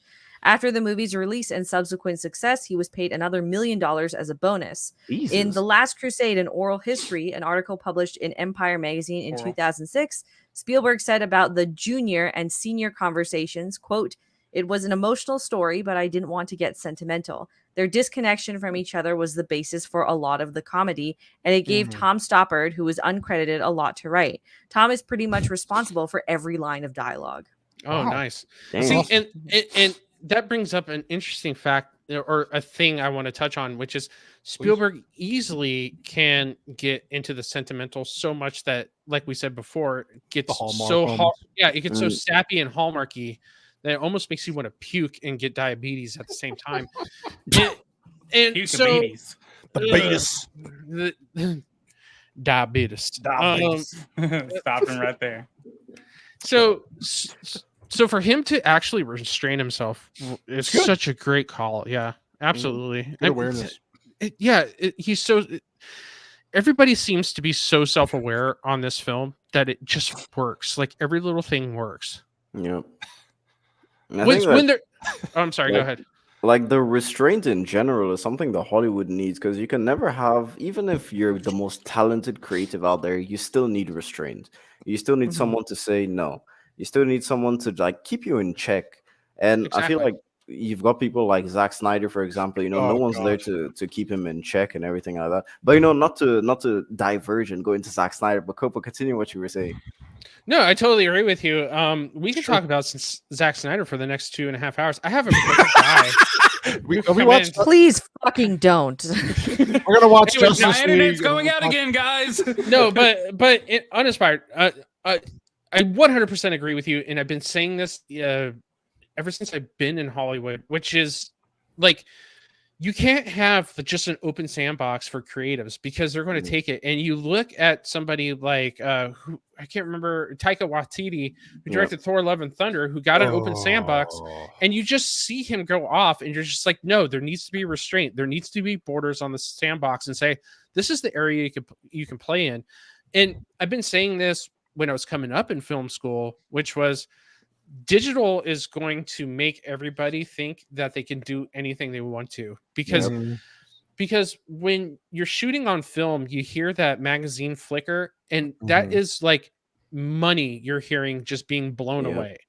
So you have to figure out like how you're going to craft a scene before you even shoot it, because you're just listening to dollars just go by the wayside. Is that the problem that Nolan had with Tenet, that he didn't get pulled because he had full control, obviously? Because I think Nolan made so much money for Warner Brothers that he could just take his dick out to in the executive's office and just like smash his desk with it, and they'd be like, "Okay, we'll make that movie." I don't know what it is. They want him back. Apparently, they wrote him like a big check, 7-figure check to bring him back. I think what's going on with Oppenheimer is it's suffering from a shitty marketing campaign. You know what? Shitty I agree, because we've seen 2 trailers now. I don't see any commercials for this fucking thing. I don't see anything else. Where's the press tour for it? It's just absent. Like, is it just Nolan? Them going, well, it's Nolan, so people are gonna. I think that's it. It's like you hear all these great things about the special effects, about how the story was put together, and even like some things about the ending. And I'm like, okay, that's all great, and we all know that Nolan already does drive people to the theater. But where's the this? That should have been a film at Cannes, not fucking Indiana Jones 5. Right. If Right. anything. Yeah, it's really weird. I think Barbie just took over so much of that. Well, the Copa Barbie's doing great with the marketing. No, I know, Look but at that's what I everything mean. they're Like, doing. so the rumor I heard, Copa, maybe you know something, or just this makes sense, is that since Warner Brothers, he left Warner Brothers is telling. They did basically put it up against Oppenheimer on purpose for a fuck you to Nolan because he left. That's what I heard. Barbie? Yeah, Barbie's it's distributed by Warner Brothers. Of all movies to put up against Nolan. Well, because they knew it would knock it out of the market. Like, there's no way you can market. No. I'm with Cannoli because I think the Barbie. I've been saying this for a while now on a couple of streams. Don't underestimate the power of memes. Memes will drive your movie. True. Look at Minions: The Rise of Gru. How many teenagers that weren't even interested in the movie just flocked, so much so that they actually had to ban groups of people from coming. Remember to the that whole cinema. TikTok trend with going to go see Minions? Yeah, that was wild. But here's the deal. I don't think that Warner Brothers was like, hey, we're going to do a meme marketing campaign because we know Oppenheimer's coming out in the summer. I honestly believe that Nolan thinks he can dominate the summer by being Nolan. And this is the problem I have with Nolan is with Dunkirk, he released that in the summer, and I thought that was stupid. That's a winter movie. But it made a lot of money, though. It made a decent amount. But, yeah. No, I know, but I'm saying like it did for the budget. It would have done way better if it was released in October, November, but he's just so used to dominating the summer tentpole season with the Batmans. And Oppenheimer does not scream, hey kids, why don't you get out of the summer heat and come watch a guy detonate the world's first atomic bomb? That just doesn't, like, you have to show the bomb. You have to show it going off. Well, yeah, but I think the Oppenheimer has a bigger problem because already the runtime is 3 hours. Right. Christopher Nolan will bring in people, of course, by name alone, but a lot of people know Christopher Nolan by something like, let's say, Inception, where there's a lot of action. People know him by Tenet. Tenet, even if the movie is trash, there's still some really incredible like action scenes, really creative and stuff like that. And if you look at all other Christopher Nolan movies that he's done in the past that have been very, very successful, they have action in them. Oppenheimer is going to be 3 hours of people talking with dramatic music, and that's pretty much it. Wait a minute. Yeah, but still, you've already alienated a lot of people who would regularly go and see a Christopher Nolan. It's a niche audience film, let's face it. Especially with the 3 hour runtime. It doesn't have to be if you market it correctly. So I agree. Show me high octane scenes of people like having great dialogue with each other. I will go see it. Yeah, there's nothing.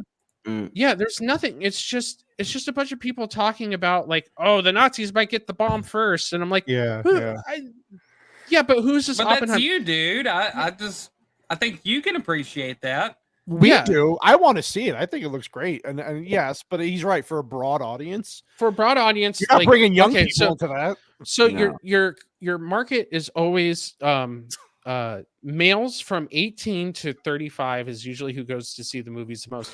And so that's your core audience. And if you're not going to explain to them who Oppenheimer is and what he's done and actually show the bomb, which look, it's going to get most dudes like erect to see an atomic bomb go off, and to not show any of that shit doesn't drive people to the movie theater. Hold on. In the trailer, though, they do allude to that because I'm pretty sure there's one scene where you see him watching the detonation. You don't actually see it, but you see the light on his face, and he's got the goggles on and everything. Right, but if you're not going to see any kind of dramatic like exchange of today's audience, you need to show them. Unfortunately, or you got to show a flash of it, or show the quick edit of it or something. But it's I know what you're saying. Yeah. Because right now, the only way that they've marketed it is as if it's Copa, I was saying this on your Oppenheimer trailer reaction, and you agreed with me. They marketed it like a bit of a horror movie, you know? That's what he says. He even says that. Yeah, it's like, oh, yeah, come and see, the bomb, everything is there. Even with the music. Oh, man, that second trailer, the music was incredible. It's not even Hans Zimmer this time. It's funny. You know what's interesting is the best marketing it has right now is the fact that everyone knows it's coming out the same day as Barbie, and it sparks the debate between which one are you going to see. Well, I think that's actually working far better than anyone planned. Exactly. And it's better than the whatever marketing marketing did from. It's weird. Who's releasing it? It's not Warner Brothers. Is it Paramount? Not Universal? Is it maybe Universal? Oh, it might be Universal. Yeah, I think you're right. I think he left them to go. It's better. Yeah, I think it's better than what Universal gave them in terms of marketing. Absolutely. It's weird. But it's basically the question of, hey, are you a cinephile who likes, movies that have more depth than just what you're the surface level, or are you a Barbie fan? That's what the debate is. Yeah, which is interesting because you can't really compare the two, because Barbie is clearly is intentionally trying not to be self-aware, and then Oppenheimer is a biopic, so it's two sides of two very different coins. And but when it comes to reviews, what would you rather watch? Would you rather, as a viewer of reviews? Yeah, Barbie. I'd rather watch a Barbie review than an Oppenheimer review, because Oppenheimer, I know exactly what I'm gonna be like getting in the review. It's like, oh yeah, okay, yeah, we're gonna talk about Christopher Nolan, cinematography is gonna be this, that. At least a Barbie review, you're gonna be like, oh yeah, like Barbie is actually legit. It looks nice, it's funny and stuff like that. I hope it is, but yeah. No, I mean, everybody's going to be seeing Barbie instead of Oppenheimer, and that's just a sad fact. And I agree with Tom Cruise being mad at the fact that Oppenheimer is taking IMAX screens away from him. And that's well. Here's the thing with the Mission Impossible movie. They're talking about. I think they talked about this on your show today, Vex, too. BSUP, that Mission Impossible is projected to do well, but because it's coming up right against Barbie and Oppenheimer a following week, it's now projected to do less than what they initially thought, because they thought this is going to be the first $1 billion Mission Impossible movie because of the limited IMAX release, IMAX releases, and because it's literally you have 1 week and then you got these two big movies coming out the week after. It's just going to drop their box office numbers. I bet you anything it will be Dead Reckoning Part 2 that will bring the $1 billion to it, because it's the last one, right? Was not his last one? I think it might be. They're talking about it. They said, oh yeah, Dead Reckoning Part 2 might not be the last one. Just fucking end it, man. I mean, it looks good. At least pass the torch. You know what it will. It's word of mouth seems to be doing a lot more than people thought it would, especially this year for movies. Like it literally killed everything the Flash had going for it in a week, right? And I think that started with Love and Thunder, actually. Yeah, and it's happened with Ant-Man as well. It happened with Shazam. It happened with Black Adam. So word of mouth is really the driving factor this year in movies. So I think Mission Impossible will likely still make a pretty good amount because everyone will just be talking about it, even once Barbie and Oppenheimer come out. And I think with Oppenheimer, this is what the word of mouth is going to be, is like, yeah, dude, you should go see it in IMAX. It's totally worth it. And you don't really need to stick around after the bomb is detonated. That's going to be the word of mouth. So, and then his own marketing though is like Nolan. Was it this last week where he was saying people were coming out horrified because of the ending in the movie, and it was really weird. I saw that article too where he said something along the lines of like it has an emotional impact and the same kind of depth as Interstellar or Inception. One of the two. Inception. Yeah, Inception. And I was just like eye rolling to the back of my skull until my face melted because I opened the arc on purpose when I read that. I was like, all right, well, goddamn you, Copa. Oh my god, well, here we go. Well, here's the thing. We're gonna find out very soon. It'll be interesting to see what happens throughout July with those three movies at the box. Yes. It's gonna be hilarious to see Indy 5 fail, if anything, because Mission Impossible 7 is gonna fucking nail that thing in the coffin the week after it comes out. You just reminded me about Indy 5. I forgot that was coming out. Like that's throughout this conversation, I was just like, what the fuck? Indy 5. Okay, sorry, I got more trivia. There was a go ahead. Sorry, go ahead. So in the beginning of the movie, when Professor Henry Indiana Jones Jr. is teaching his class, he says, quote, "If the truth's what you're interested in, Dr. Tyree's philosophy class is right down the hall." This is a reference to Ford's own professor when he was a philosophy major, Dr. William E. Tyree at Ripon College in Ripon, Wisconsin. He must be happy. Denholm Elliott had been diagnosed with AIDS shortly before filming began and was seriously ill on various days of production. Really? I didn't even know he had AIDS. Yeah, he died in 1992. He was working up until the year before he passed. Oh shit! And His wife, she wrote like a biography of him of like many years later, and she said like, yeah, they had an open marriage, and he was very notoriously bisexual. Oh, that'll do it. Huh. Yeah, that'll do it. There So we the go. girls gave him AIDS. No, bisexual, my friend, bisexual. Oh. That's what that means. Sorry. Oh, I get it now. Because some people apparently tried to say that, oh, he got it from like a transfusion therapy, and she was like, nah, he was just fucking everything. He got transfusion therapy, all right. He got this the same transfusion as Magic Johnson did. Okay, dude, I get it. He was injected, all right. Yeah, he was injected. All right. So the temple set, which took 6 weeks to build, was supported on 80-foot hydraulics and 10 gimbals for use during the earthquake scene. Resetting between takes took 20 minutes while the hydraulics were put in their starting positions and cracks were filled with plasters. The shot of the Grail falling onto the temple floor, causing the first crack to appear, was attempted on the full-size set, but proved to be difficult. So instead, crews built a separate floor section that incorporated a pre-scored crack seal with plaster. It took several takes to throw the Grail from 6 feet onto the right part of the crack. Gee, I wonder why it cost $48 million. Yeah, there you go. A crack in the floor. That's why. Hey, building a fucking tank. Go to Soundstage 2 and build just a giant crack. I have to get this cup falling right. Oh God! I'm sure some of that money went to the fucking King of Jordan. In all honesty, well, he got a Rolls Royce with a pinwheel of friendship on the side of it. So. I want one of those. In real life, the Nazis were followers of mysticism and the occult, which influenced their racial beliefs and policy, and a fascination with supposedly supernatural artifacts. The lightning bolt SS symbol was inspired by the Armenian runes created by occultist Guido von Litz. Whoa, wait a minute. Hold on a second. We weren't gonna call are each you other serious? derogatory names. You're just going to say it? Why don't you just call us guineas? You just call us wops and guineas. Yeah. Wait, just call us greaseballs. What was just the full name? Guido what? Guido, whatever. I don't know. I hate Italian specs over here. What was the last name? Okay, what was the last name? Wow. I couldn't even hear her after I started tearing up. I heard Guido and I started getting like, I think I'm done. The show's over. I want to go home now. I'm literally shaking. I am so insulted. I heard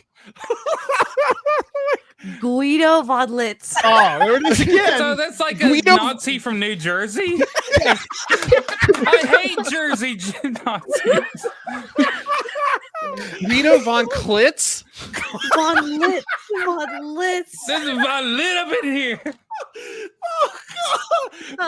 So, hey, wow. Hold on. One artifact believed to be the Spear of Destiny, the spear that pierced Christ's side during the crucifixion, was held in Hofburg Palace in Vienna and was a source of interest for Adolf Hitler in the writing of Mein Kampf. Oh, that goes to stream. He had it moved to Nuremberg when Germany annexed Austria, and Heinrich Himmler sought after the Holy Grail and recruited medievalist Otto Rahn to help the SS find it after reading his book Crusade Against the Grail. Oh God, I can't believe she called us a Guido.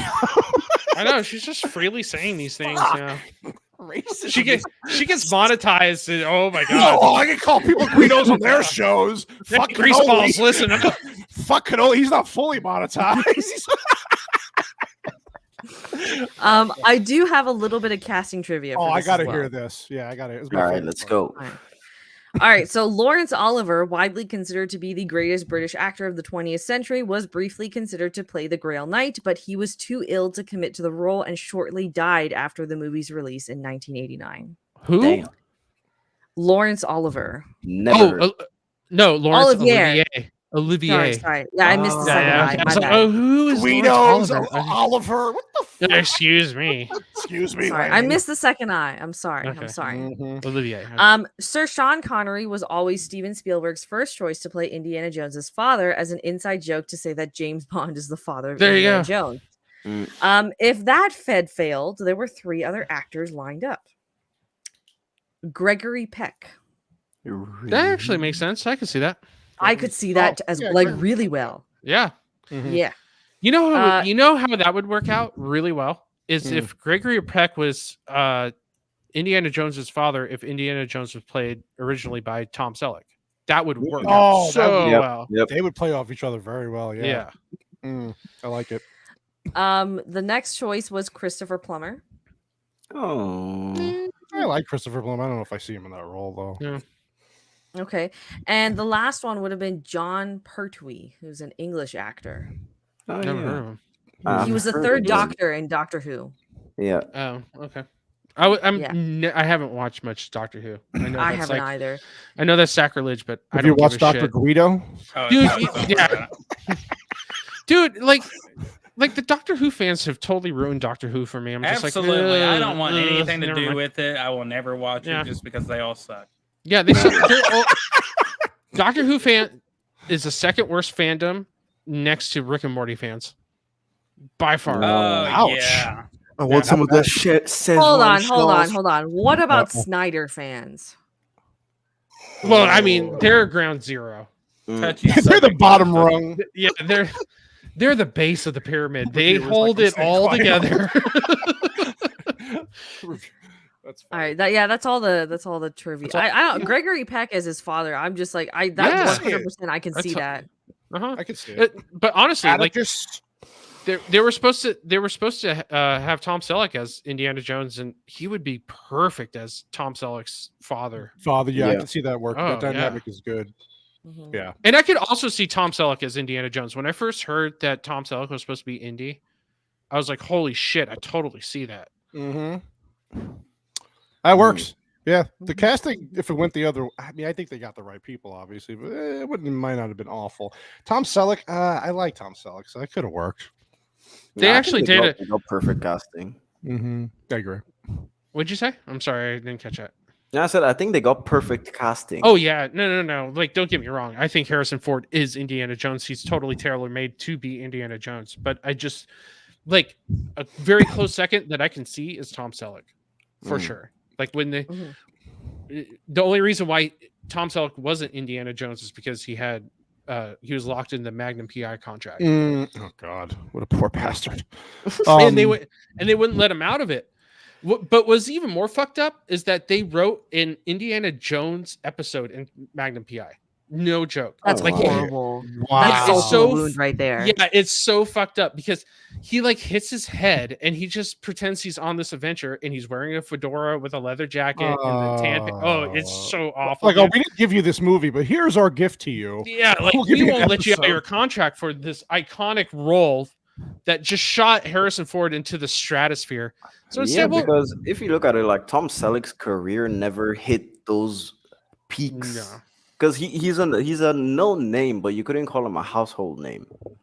Yeah, I think he was like a household. Like his peak was Magnum PI. Yeah, that's it.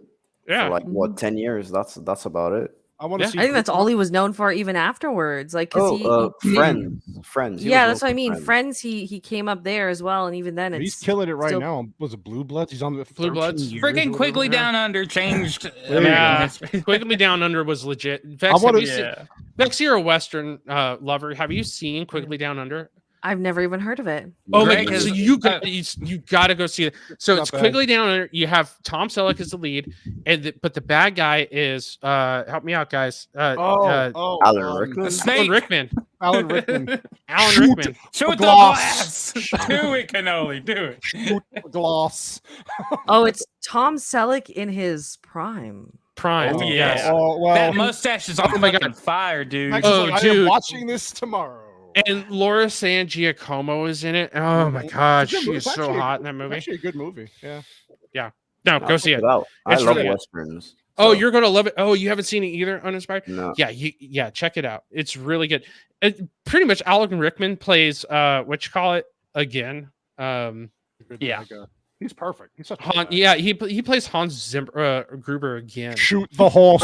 Hans Zimmerman. He's making the. He makes the. Yeah, he just runs around Australia going blah, blah. Bah. Anyways, Good, It good attracts a stuff. lot of ravages. So I guess if we had to give ratings to this movie, and then wait. I have the inflation Oh. number here. Oh yeah. Tell me. Okay, so 48 53. million. No, it's 123 million. Oh, Wow. Yeah. But you still, it's. I mean, that's a lot of money, but that's kind of low compared to I guess a lot of the movies we're used to, right?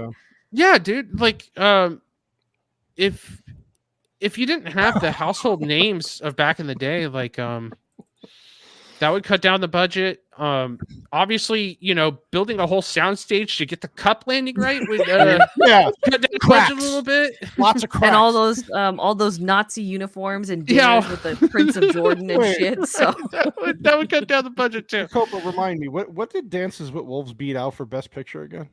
That would be Goodfellas. Fucking oh no. Oh yes. People like Vex didn't like Guidos. They're like, we're gonna fuck over those Italian bastards. I like Dances with Wolves better than Goodfellas. Of course you did. Are you serious? Racist. I'm serious. Eject Vex. That's it. We're done. Show's over. Listen, I'm not saying Goodfellas is a bad movie. It's just, you know what? It's a preference thing. I've just never been into the whole mafia movie thing. That's all. But you'd rather watch like a 4-hour Dances with Wolves movie than I don't know, like Scorsese. Yeah. I would. Oh my god. Eject Vex right now. I can't live like this. Call it us Guidos. I know. We see a movie called Guido Jones. Imagine Guido Jones. Vex, have you seen Taxi Driver? I haven't seen Taxi Driver since I was a kid, so I have no memory of that movie. Okay, I haven't seen Taxi Driver too. Oh, okay. So have you guys seen The Searchers? So Taxi Driver. So The Searchers is like one of the greatest westerns of all time, if not the greatest western. And the Taxi Driver is like Urban The Searchers. Yeah. Okay. Let me rewatch Taxi Driver. Like, again, it's not that I'm opposed to watching those. It's just for some reason they've just never been my vibe. That's really well. I'm just saying, like, you get the Guido shit, but at the same time, like it's like a western in the middle of the. It's like a western in the middle of urban New York of the 70s. I actually do agree with Gord King here. The Forrest Gump beating out fucking Shawshank is a goddamn travesty. Yeah, that's worse. Yeah. I'm not the biggest Tarantino fan. Life is like a box of chocolate. Yeah. Oh my god. Overrated movie ever. Oh my god, and it has the worst fucking female lead in it ever. Jenny. Oh my god. Every time I watch that film, I just want to strangle Jenny and throw her off that balcony. We're gonna review Forrest Gump. Me and Cope are just gonna bitch about Jenny. Oh my god. I will make. Why don't you guys review the Indian Forrest Gump? Is there an Indian Forrest Gump? Oh yeah. It came out like a year or two ago. They literally remade Forrest Gump, but Indian. You guys haven't heard about it. What's the name of the movie? That might be good for the Indian viewers if you. What's the name of the movie? Terry Gump. Let me try it and find it. I gotta see this. Oh my god! But seriously, Jenny. Yeah, it's called Lal Singh Chada. It came out in 2022. 2.5 hours long. It's basically. Where can you watch it at? Yeah, where do you stream this? I have no idea. Just fucking sail the seas, guys. Come on. Oh, listen. Yeah, honestly. What do you search, Vex? I don't know how to spell whatever he just said. Forrest Gump and get the name. Yeah. That's what I did. I actually typed in Indian Forrest Gump on Google. Oh, okay. Yeah. It goes like, run, Krishna, run. Because I actually watch a YouTuber who covers and he's an Indian dude and he covers a lot of things like this, and he just made like an entire 2-hour video on Indian Forrest Gump and how funny it was. So it's it got a 5.6 on IMDb, dude. You're not selling me on this. Just watch it for the fun. Oh, dude, I will. To be fair, that 5.6 might be people that really hated Forrest Gump or really hate Indian cinema. Oh my god! If the girl in this is just as bad as Jenny and Forrest Gump, Jenny. I'm going to have. I have a disease. Yeah, you're a fucking whore. Oh my god! That's why you have the disease. She seriously. Every time I rewatch that movie, I wish she jumped off that balcony in the middle of the movie. Just jump. I can't stand her. Zemeckis sometimes, man. I wonder about him. That was bad. His best movie since Back to the Future was most definitely Castaway.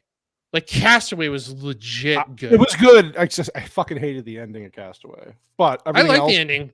I like good. Everything else was the good. only thing I didn't like about Castaway was like they kept teasing you with this one box that he refuses to open for some fucking reason. Yeah. Like, dude, come on! Doesn't for a fact, the movie ruin it for you though, knowing what's in the box. What's the point? Like, What's in the box? But the whole time you know what's in the box that could have saved him, and he never. It's like he didn't open it because he saw wings on it. I'm like, why?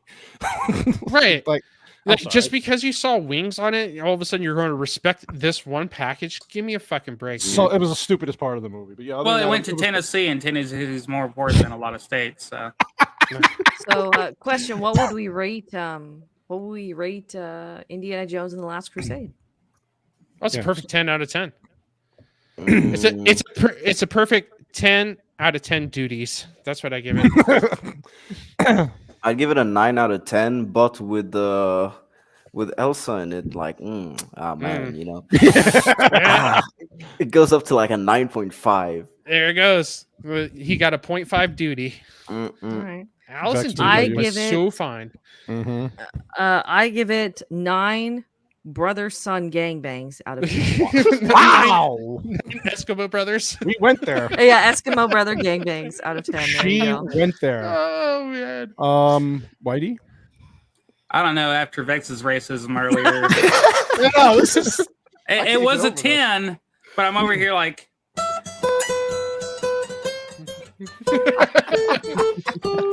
Oh, okay. I feel a little bit better now. I feel the representation.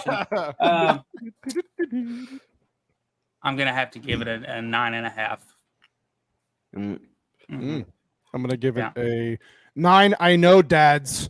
out of 10. It's so fucking good. Thanks, JT, for the super chat there, buddy. Appreciate you, my man. Yeah, I mean, overall, the trilogy is very good. Even though I don't love Temple of Doom as much, it's still a good trilogy, and that's where it ends. I do not count, like Copa said, anything else, and I'm done. It ends after Last Crusade. Yeah, that was fucking great. Chat was killing it tonight. We don't really care about interdimensional aliens blowing up people, falling into anthills, dials of destiny that can take you through time. A crystal skull, and it looks like a plastic toy you buy at a fucking Target somewhere. Fucking Guidos. Fucking Guidos. No Guidos. No Guido. We don't need Oh my god. They're gross. Yeah, I guess that's it. You guys killed it today. Uninspired viewer, thank you so much. Oh, honestly, thank you guys for having it. I mean, it's about time you invited me on, man. Wow, you hear this guy? Oh, you a medic? Listen, okay, uninspired. To be fair, okay, I am autistic. Our host is a fucking autist. Okay, so I had been begging him for months to have you on, and he just kept forgetting. I am retarded. I am. But honestly, that's why I just took over scheduling. She's heard Miss Cannoli run. We just didn't know that you feel so froggy about it, dude. You know, we didn't know if you'd be really into it. Reviewer, I love you. Honestly, man, I love all of you guys. You guys make great content that I always watch. Plus, I always watch MMM on the re-ups because, like, right now it's 5:53 a.m. I can literally see the sun coming. The sun is rising. You lived. You made it through. And yeah, man. But honestly, whenever you want to have me on. Don't worry at all about the time difference. I can take care of that. Don't worry, dude. I'm young. Question. So because our next episode, because we're not having a show next weekend because it's 4th of July, right? American Day holiday. American holiday. We're just telling you so that way. Help us get that independence, goddamn. Yeah. Thanks for coming in clutch, uninspired with that independence. Those ships in the sea help. Sorry, Becca. Oh yeah. No, you're good. But then we're back on July 10th, and we're doing Mission Impossible 6. If you want to join us for that. Yeah, sure. Honestly, sign me up, man. Yeah, which one? I'm adding you to the calendar right now. Fallout. It's Fallout. It's about Fallout. Yeah. The one where Cavill, cocks his fucking bicep. Yep. Cavill in that is such a beast. He should have stayed the villain for the rest of the series. Dude, seriously, they killed him off too quick. We actually have another guest on that show too. Yep, the Gourd King will be with us as well. Who's awesome too. Oh my god, he's more like the pun king, dude. That dude brings the puns. The puns, man. So that's gonna be uninspired. Please, dude. We'd love to have you back, man. Honestly, man, I'm here. Don't worry. I'm just chilling. I'm just enjoying. Anyways, if I always catch MMM on the re-up, so you guys are like my Tuesday show that I watch almost every afternoon. We appreciate that. Ironically, thank you so much, it's MMM, but I'll never do an MMM on Monday. So. I appreciate that. I appreciate you. No, I get it. We love the support, and he makes great fucking content, by the way. Uninspired review. His reviews are all. He just did what your last one was. What, the Spider-Verse? I mean, it was really good. was really Thank good. you, man. Who doesn't want to hear that French accent for 20 minutes? I mean, come on. It's fucking amazing. A lot of people have actually told me I sound South African. It's just like I don't hear know, that a man. little bit actually. That was my first guess when Don't I be heard you racist speak. again, please. Just let it go, Vex. God damn it. I'm just kidding. What is this? If you close your eyes, what indie image scene do you have in your mind of the series? How did it affect you at the time? Thank you for the super chat again. Wow, you're awesome. For me, I guess I could play. For me, it's oh god, that's a tough one. The one of him saying like, "How did you know she's a Nazi?" Oh, well, she talks in her sleep. That's what comes into my mind now. Sean Connery for any smirk. indie movie. You could just pick one. Yeah. For me, it's Temple of Doom when the heart gets ripped Mm. out. That That was one, fucking traumatizing. like, Yeah. it really scared Yeah. me when I was a kid. It's a scene that I always rewatched, and plus, it's followed directly by that jump scare where Short Round and Willie, Willie, like they're both staring at Indiana Jones go into the place where all the kids are kept, and then you just have those two guys pop up and jump scares the shit out of you, and it's like, oh.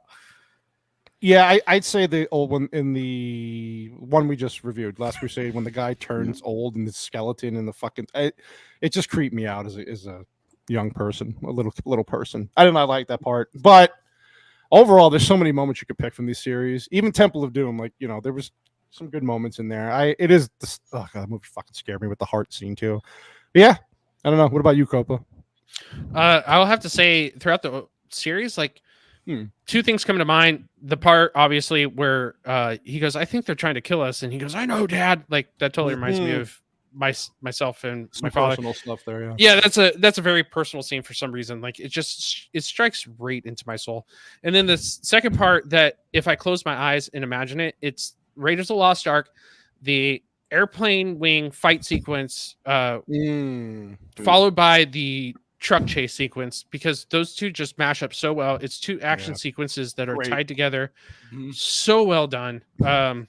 Excellent stuff. So those are the two things that I got going on with the whole entire series. Yeah. And the face melting scene actually in Raiders. Oh my god. Yeah, that was great. Yeah. That's because they played some Metallica in the background. They're just like, oh my god. Hello, Nomi. Thanks for dropping in. She's saying hi to Mrs. Cannoli, not you. Listen, I'm going to take it anyway. Pipe down. I'm autistic. See what I got to put up with, reviewer? You know what, though? Without her and Mrs. Cannoli, though, it'd be fucking long. I'm not going to lie. I'm fucking retarded, so I love them both. I love them both so much. Whitey, did you pick a scene? Or are you just going to play more guitar? I already said it. I wasn't listening. Maybe open your fucking ears. Open your ears, asshole. Guido. I guess at this point, hey Herman, thanks for popping in, dude. I guess we could just go ahead. And who wants to shout out what they're doing next? White Bear, what are you doing next? Sorry. Why don't we start with our guest? Yeah, you know what? You guys can do it. Like, don't worry, I'm here. Wow. Sorry, reviewer. Jesus. That's how we've always done it. Why would it change? I know. I'm sorry. Let's reverse. I'm already part Hold of the family. There you go. Yeah, sorry, reviewer. What do you have coming up? Sorry.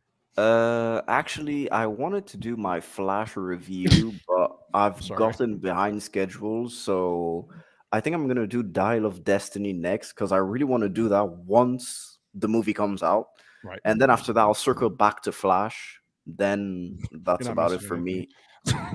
I was really hoping Uninspired he was like, well, I got nothing anyways, and just fuck you, asshole. Stop being autistic.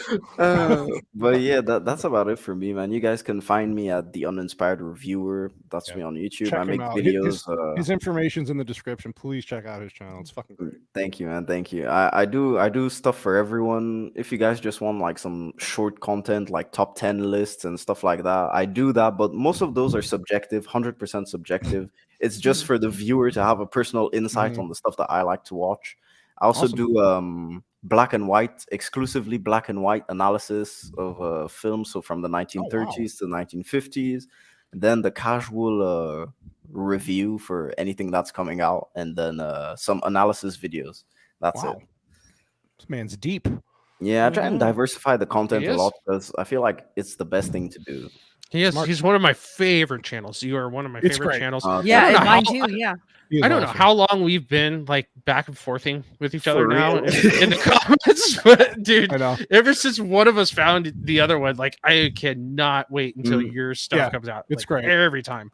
Oh, thank you guys. Thank you guys so much, man. And unfortunately, my autism kept you away from the show. But thanks to Vex and her fucking guidance, we got So I'm glad It's you're the coming brown. back It's on. the brown magic. It's the brown magic. That's what it is. It must be. I'm calling people Guidos. All right, Copa. Since you're next to the beautiful uninspired, what do you have coming up? I'm doing the Extraction 2 review, so look out for that. Good. I'm pretty much done with the script, so it should be out in the next 2-3 days. And then I'm most likely going to try and do the Indy 5 review and just shit all over it because I already know. I just know. Just looking at it and just seeing all the clips, I know for a fact I'm going to hate it, and I want something to shit on. I've been having way too much positive videos on my channel, so it's time to shit on something, and Indiana Jones 5 is coming out in the perfect time, so it's going to get shit on, I guarantee it. So there's that, and then also I'll be on What's Good Wednesday on Zach's channel. I believe we're having a screenwriter on the show. Who is it? I can't remember. I think it's Pasha's. I don't want to ruin his name. It's Pasha, but yeah, it's Pasha. But yeah, he's a screenwriter. He'll be on, so we'll be interviewing him. God only knows what we're talking. We're probably talking just bad movies like Flash and stuff like that, and then maybe what's good with him and what he likes. And then on Sunday, my show, It's Your Favorite Movie show starts. Finally, yes, nice. Yes. Jesus so Christ. 8:00 Sunday, my channel, live show. We talk about your favorite movie or the guest's favorite movie. We sit there and chit chat about whatever their favorite movie is that they want to talk about. My first guest is my wife, Jana, and we're talking about her favorite movie, Roadhouse. Roadhouse. Well, she wanted to do Predator because obviously that's her all-time favorite movie of all time. But since we did Predator fairly recently, she was just like, no, we'll do we either did Predator Bloodsport. 6 months ago. To be honest. Yeah, I was gonna say it's not. It's not not that recent at all. recent. Yeah, but she was like, we'll just do Bloodsport or Roadhouse instead.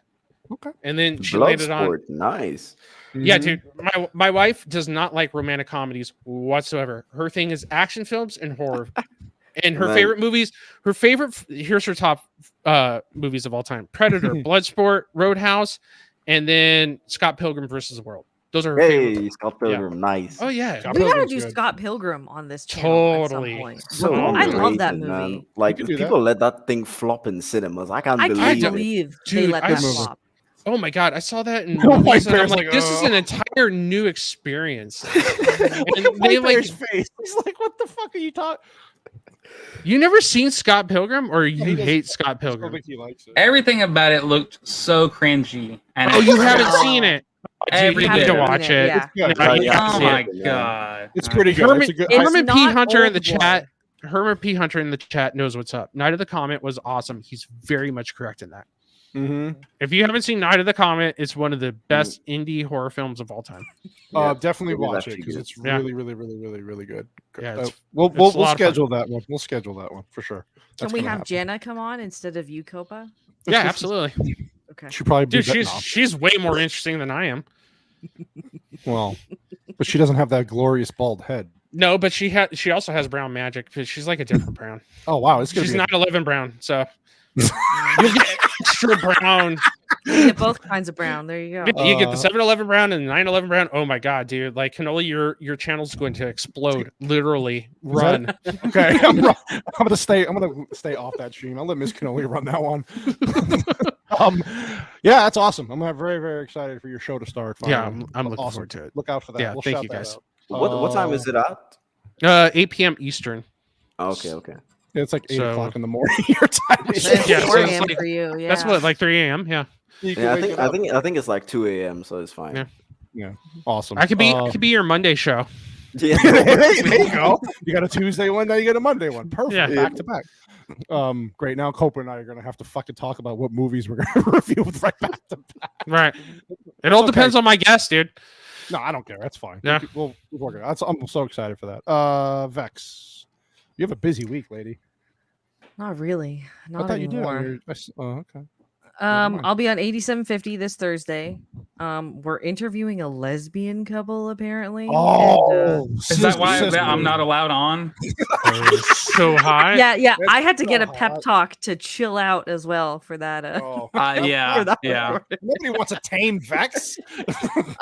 So yeah, we're doing that, and they're also super liberal, so that should be interesting. God, I gotta listen to this. So you can look out for that. Why first are you week of even July. on? Like, Yeah. wait, you're gonna, Yeah, if you can't Hold be on, time out. Vex, Talk him out. So Yeti's going to have you on this episode, and then he said, "By the way, chill out." Like, how do you do that? Like, no. If I was Yeti, I'd be like, "All right, Vex, look, here's the deal. Like, low key, I'm unleashing you. Okay, like I'm going to like hit a clicker in the microphone or something like that, and that's your cue to just go off and This just is- really rail into him." this is like a BVS moment for his I know. podcast. Oh my god. I tell you what happened. Yeti watched our BBS episode, Yeah. and No, he but was like, "I want that in my life." No, but he told her to be tame. Nobody wants a tame Vex. Vex is. It's best not when just to chill out, because the last episode that Whitey was on, I dropped the British slang for a I know. cigarette I heard burn it. a few times. So Who? Well, What let's see on what happens. his podcast? You On- dropped the I dropped might have- the there might have cigarette been word. words. Yeah, you dropped the bundle of sticks term. I did. Yes, 3 times. Okay. Yeah. And he told you chill out with that. That's why he wants me to chill out for this one, because there's a gay couple coming on. Oh But my- they're not bundles of sticks. yeah, they're But not. the They're- other thing, they're liberal. They're bundles of scissors or something.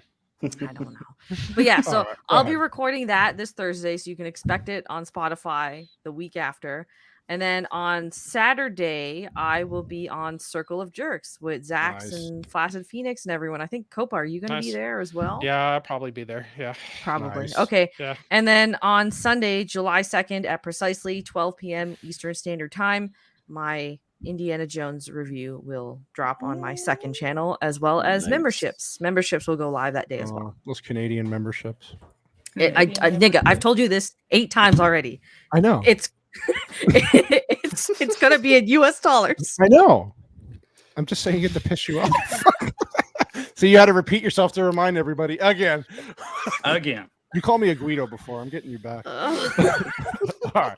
Look out for that. Yes. Very happy about that. And then White Bear, what do you got? You got more chickens and snakes to murder in your backyard? Yeah. Apparently. Yeah, come to my channel. It's much less racist than Vex. Racist, sexist, whatever.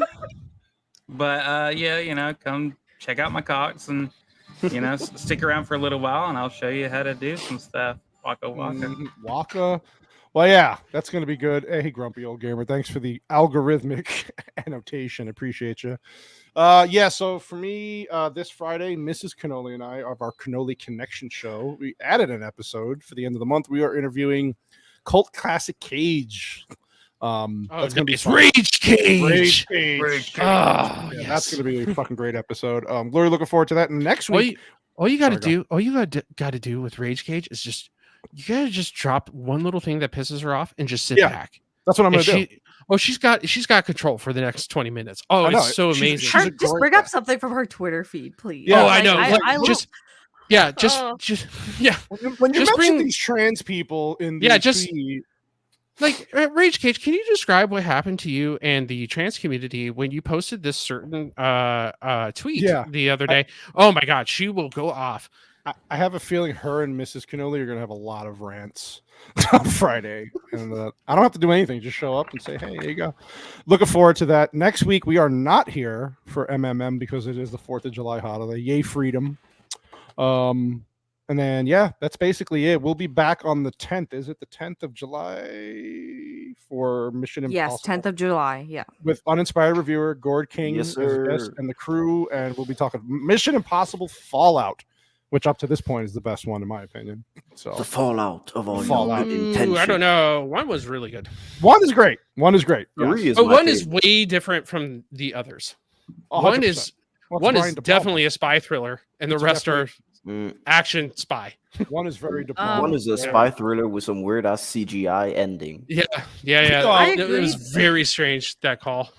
They really should have kept. I guess we'll discuss it when we do that movie. But yeah, they really should not have killed Cavill off as soon as they did because he's a villain that they really underutilized. Could have pushed him through a franchise. See, this is what I don't get about Cavill is what did he do in Hollywood to make them always shit on him? Like, the dude he is ripe for the picking.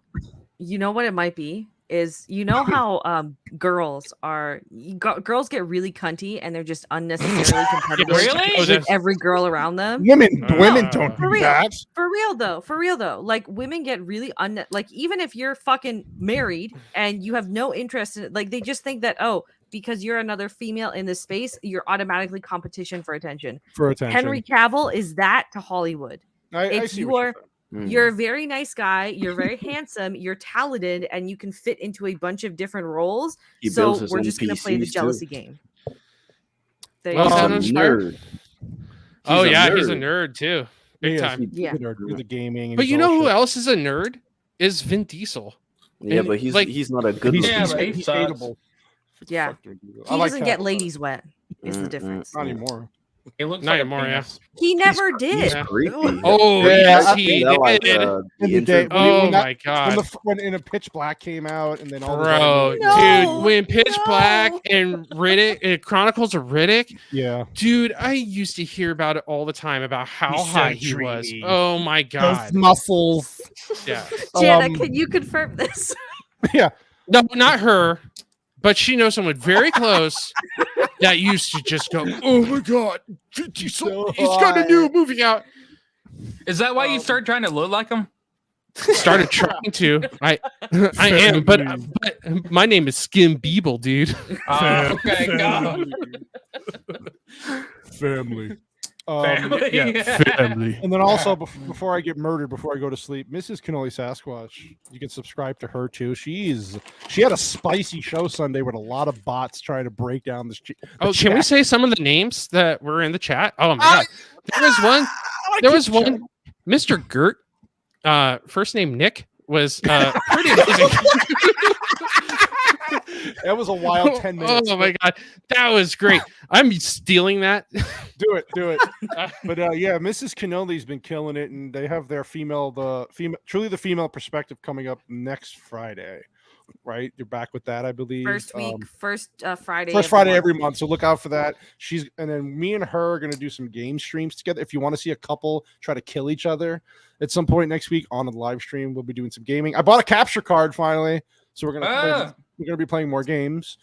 So next week, while we don't have any technical shows on the channel, we'll be doing a lot of that. I actually might do a review of Indy 5, a live stream on that at some point. So look out for that. And that's basically it. I want to thank my guest, of course, again, sir. Thank you guys for having me, honestly. Chat, you were fucking awesome. Thank you for all the goddamn super chats. Janet, can you bring... Jana, can you do it? Jana! Get in here! Use your Italian. Oh, no. We don't do that. Why would we put a Final Fantasy 16 poll, Nos? Wait, what? He says this Final Fantasy 16 poll. Why? Why? I really am autistic. See, I told you. I swear to God, I gotta go. We love you all. Thank you all. We'll be back soon. Look for all of us. We'll be out there. Bye.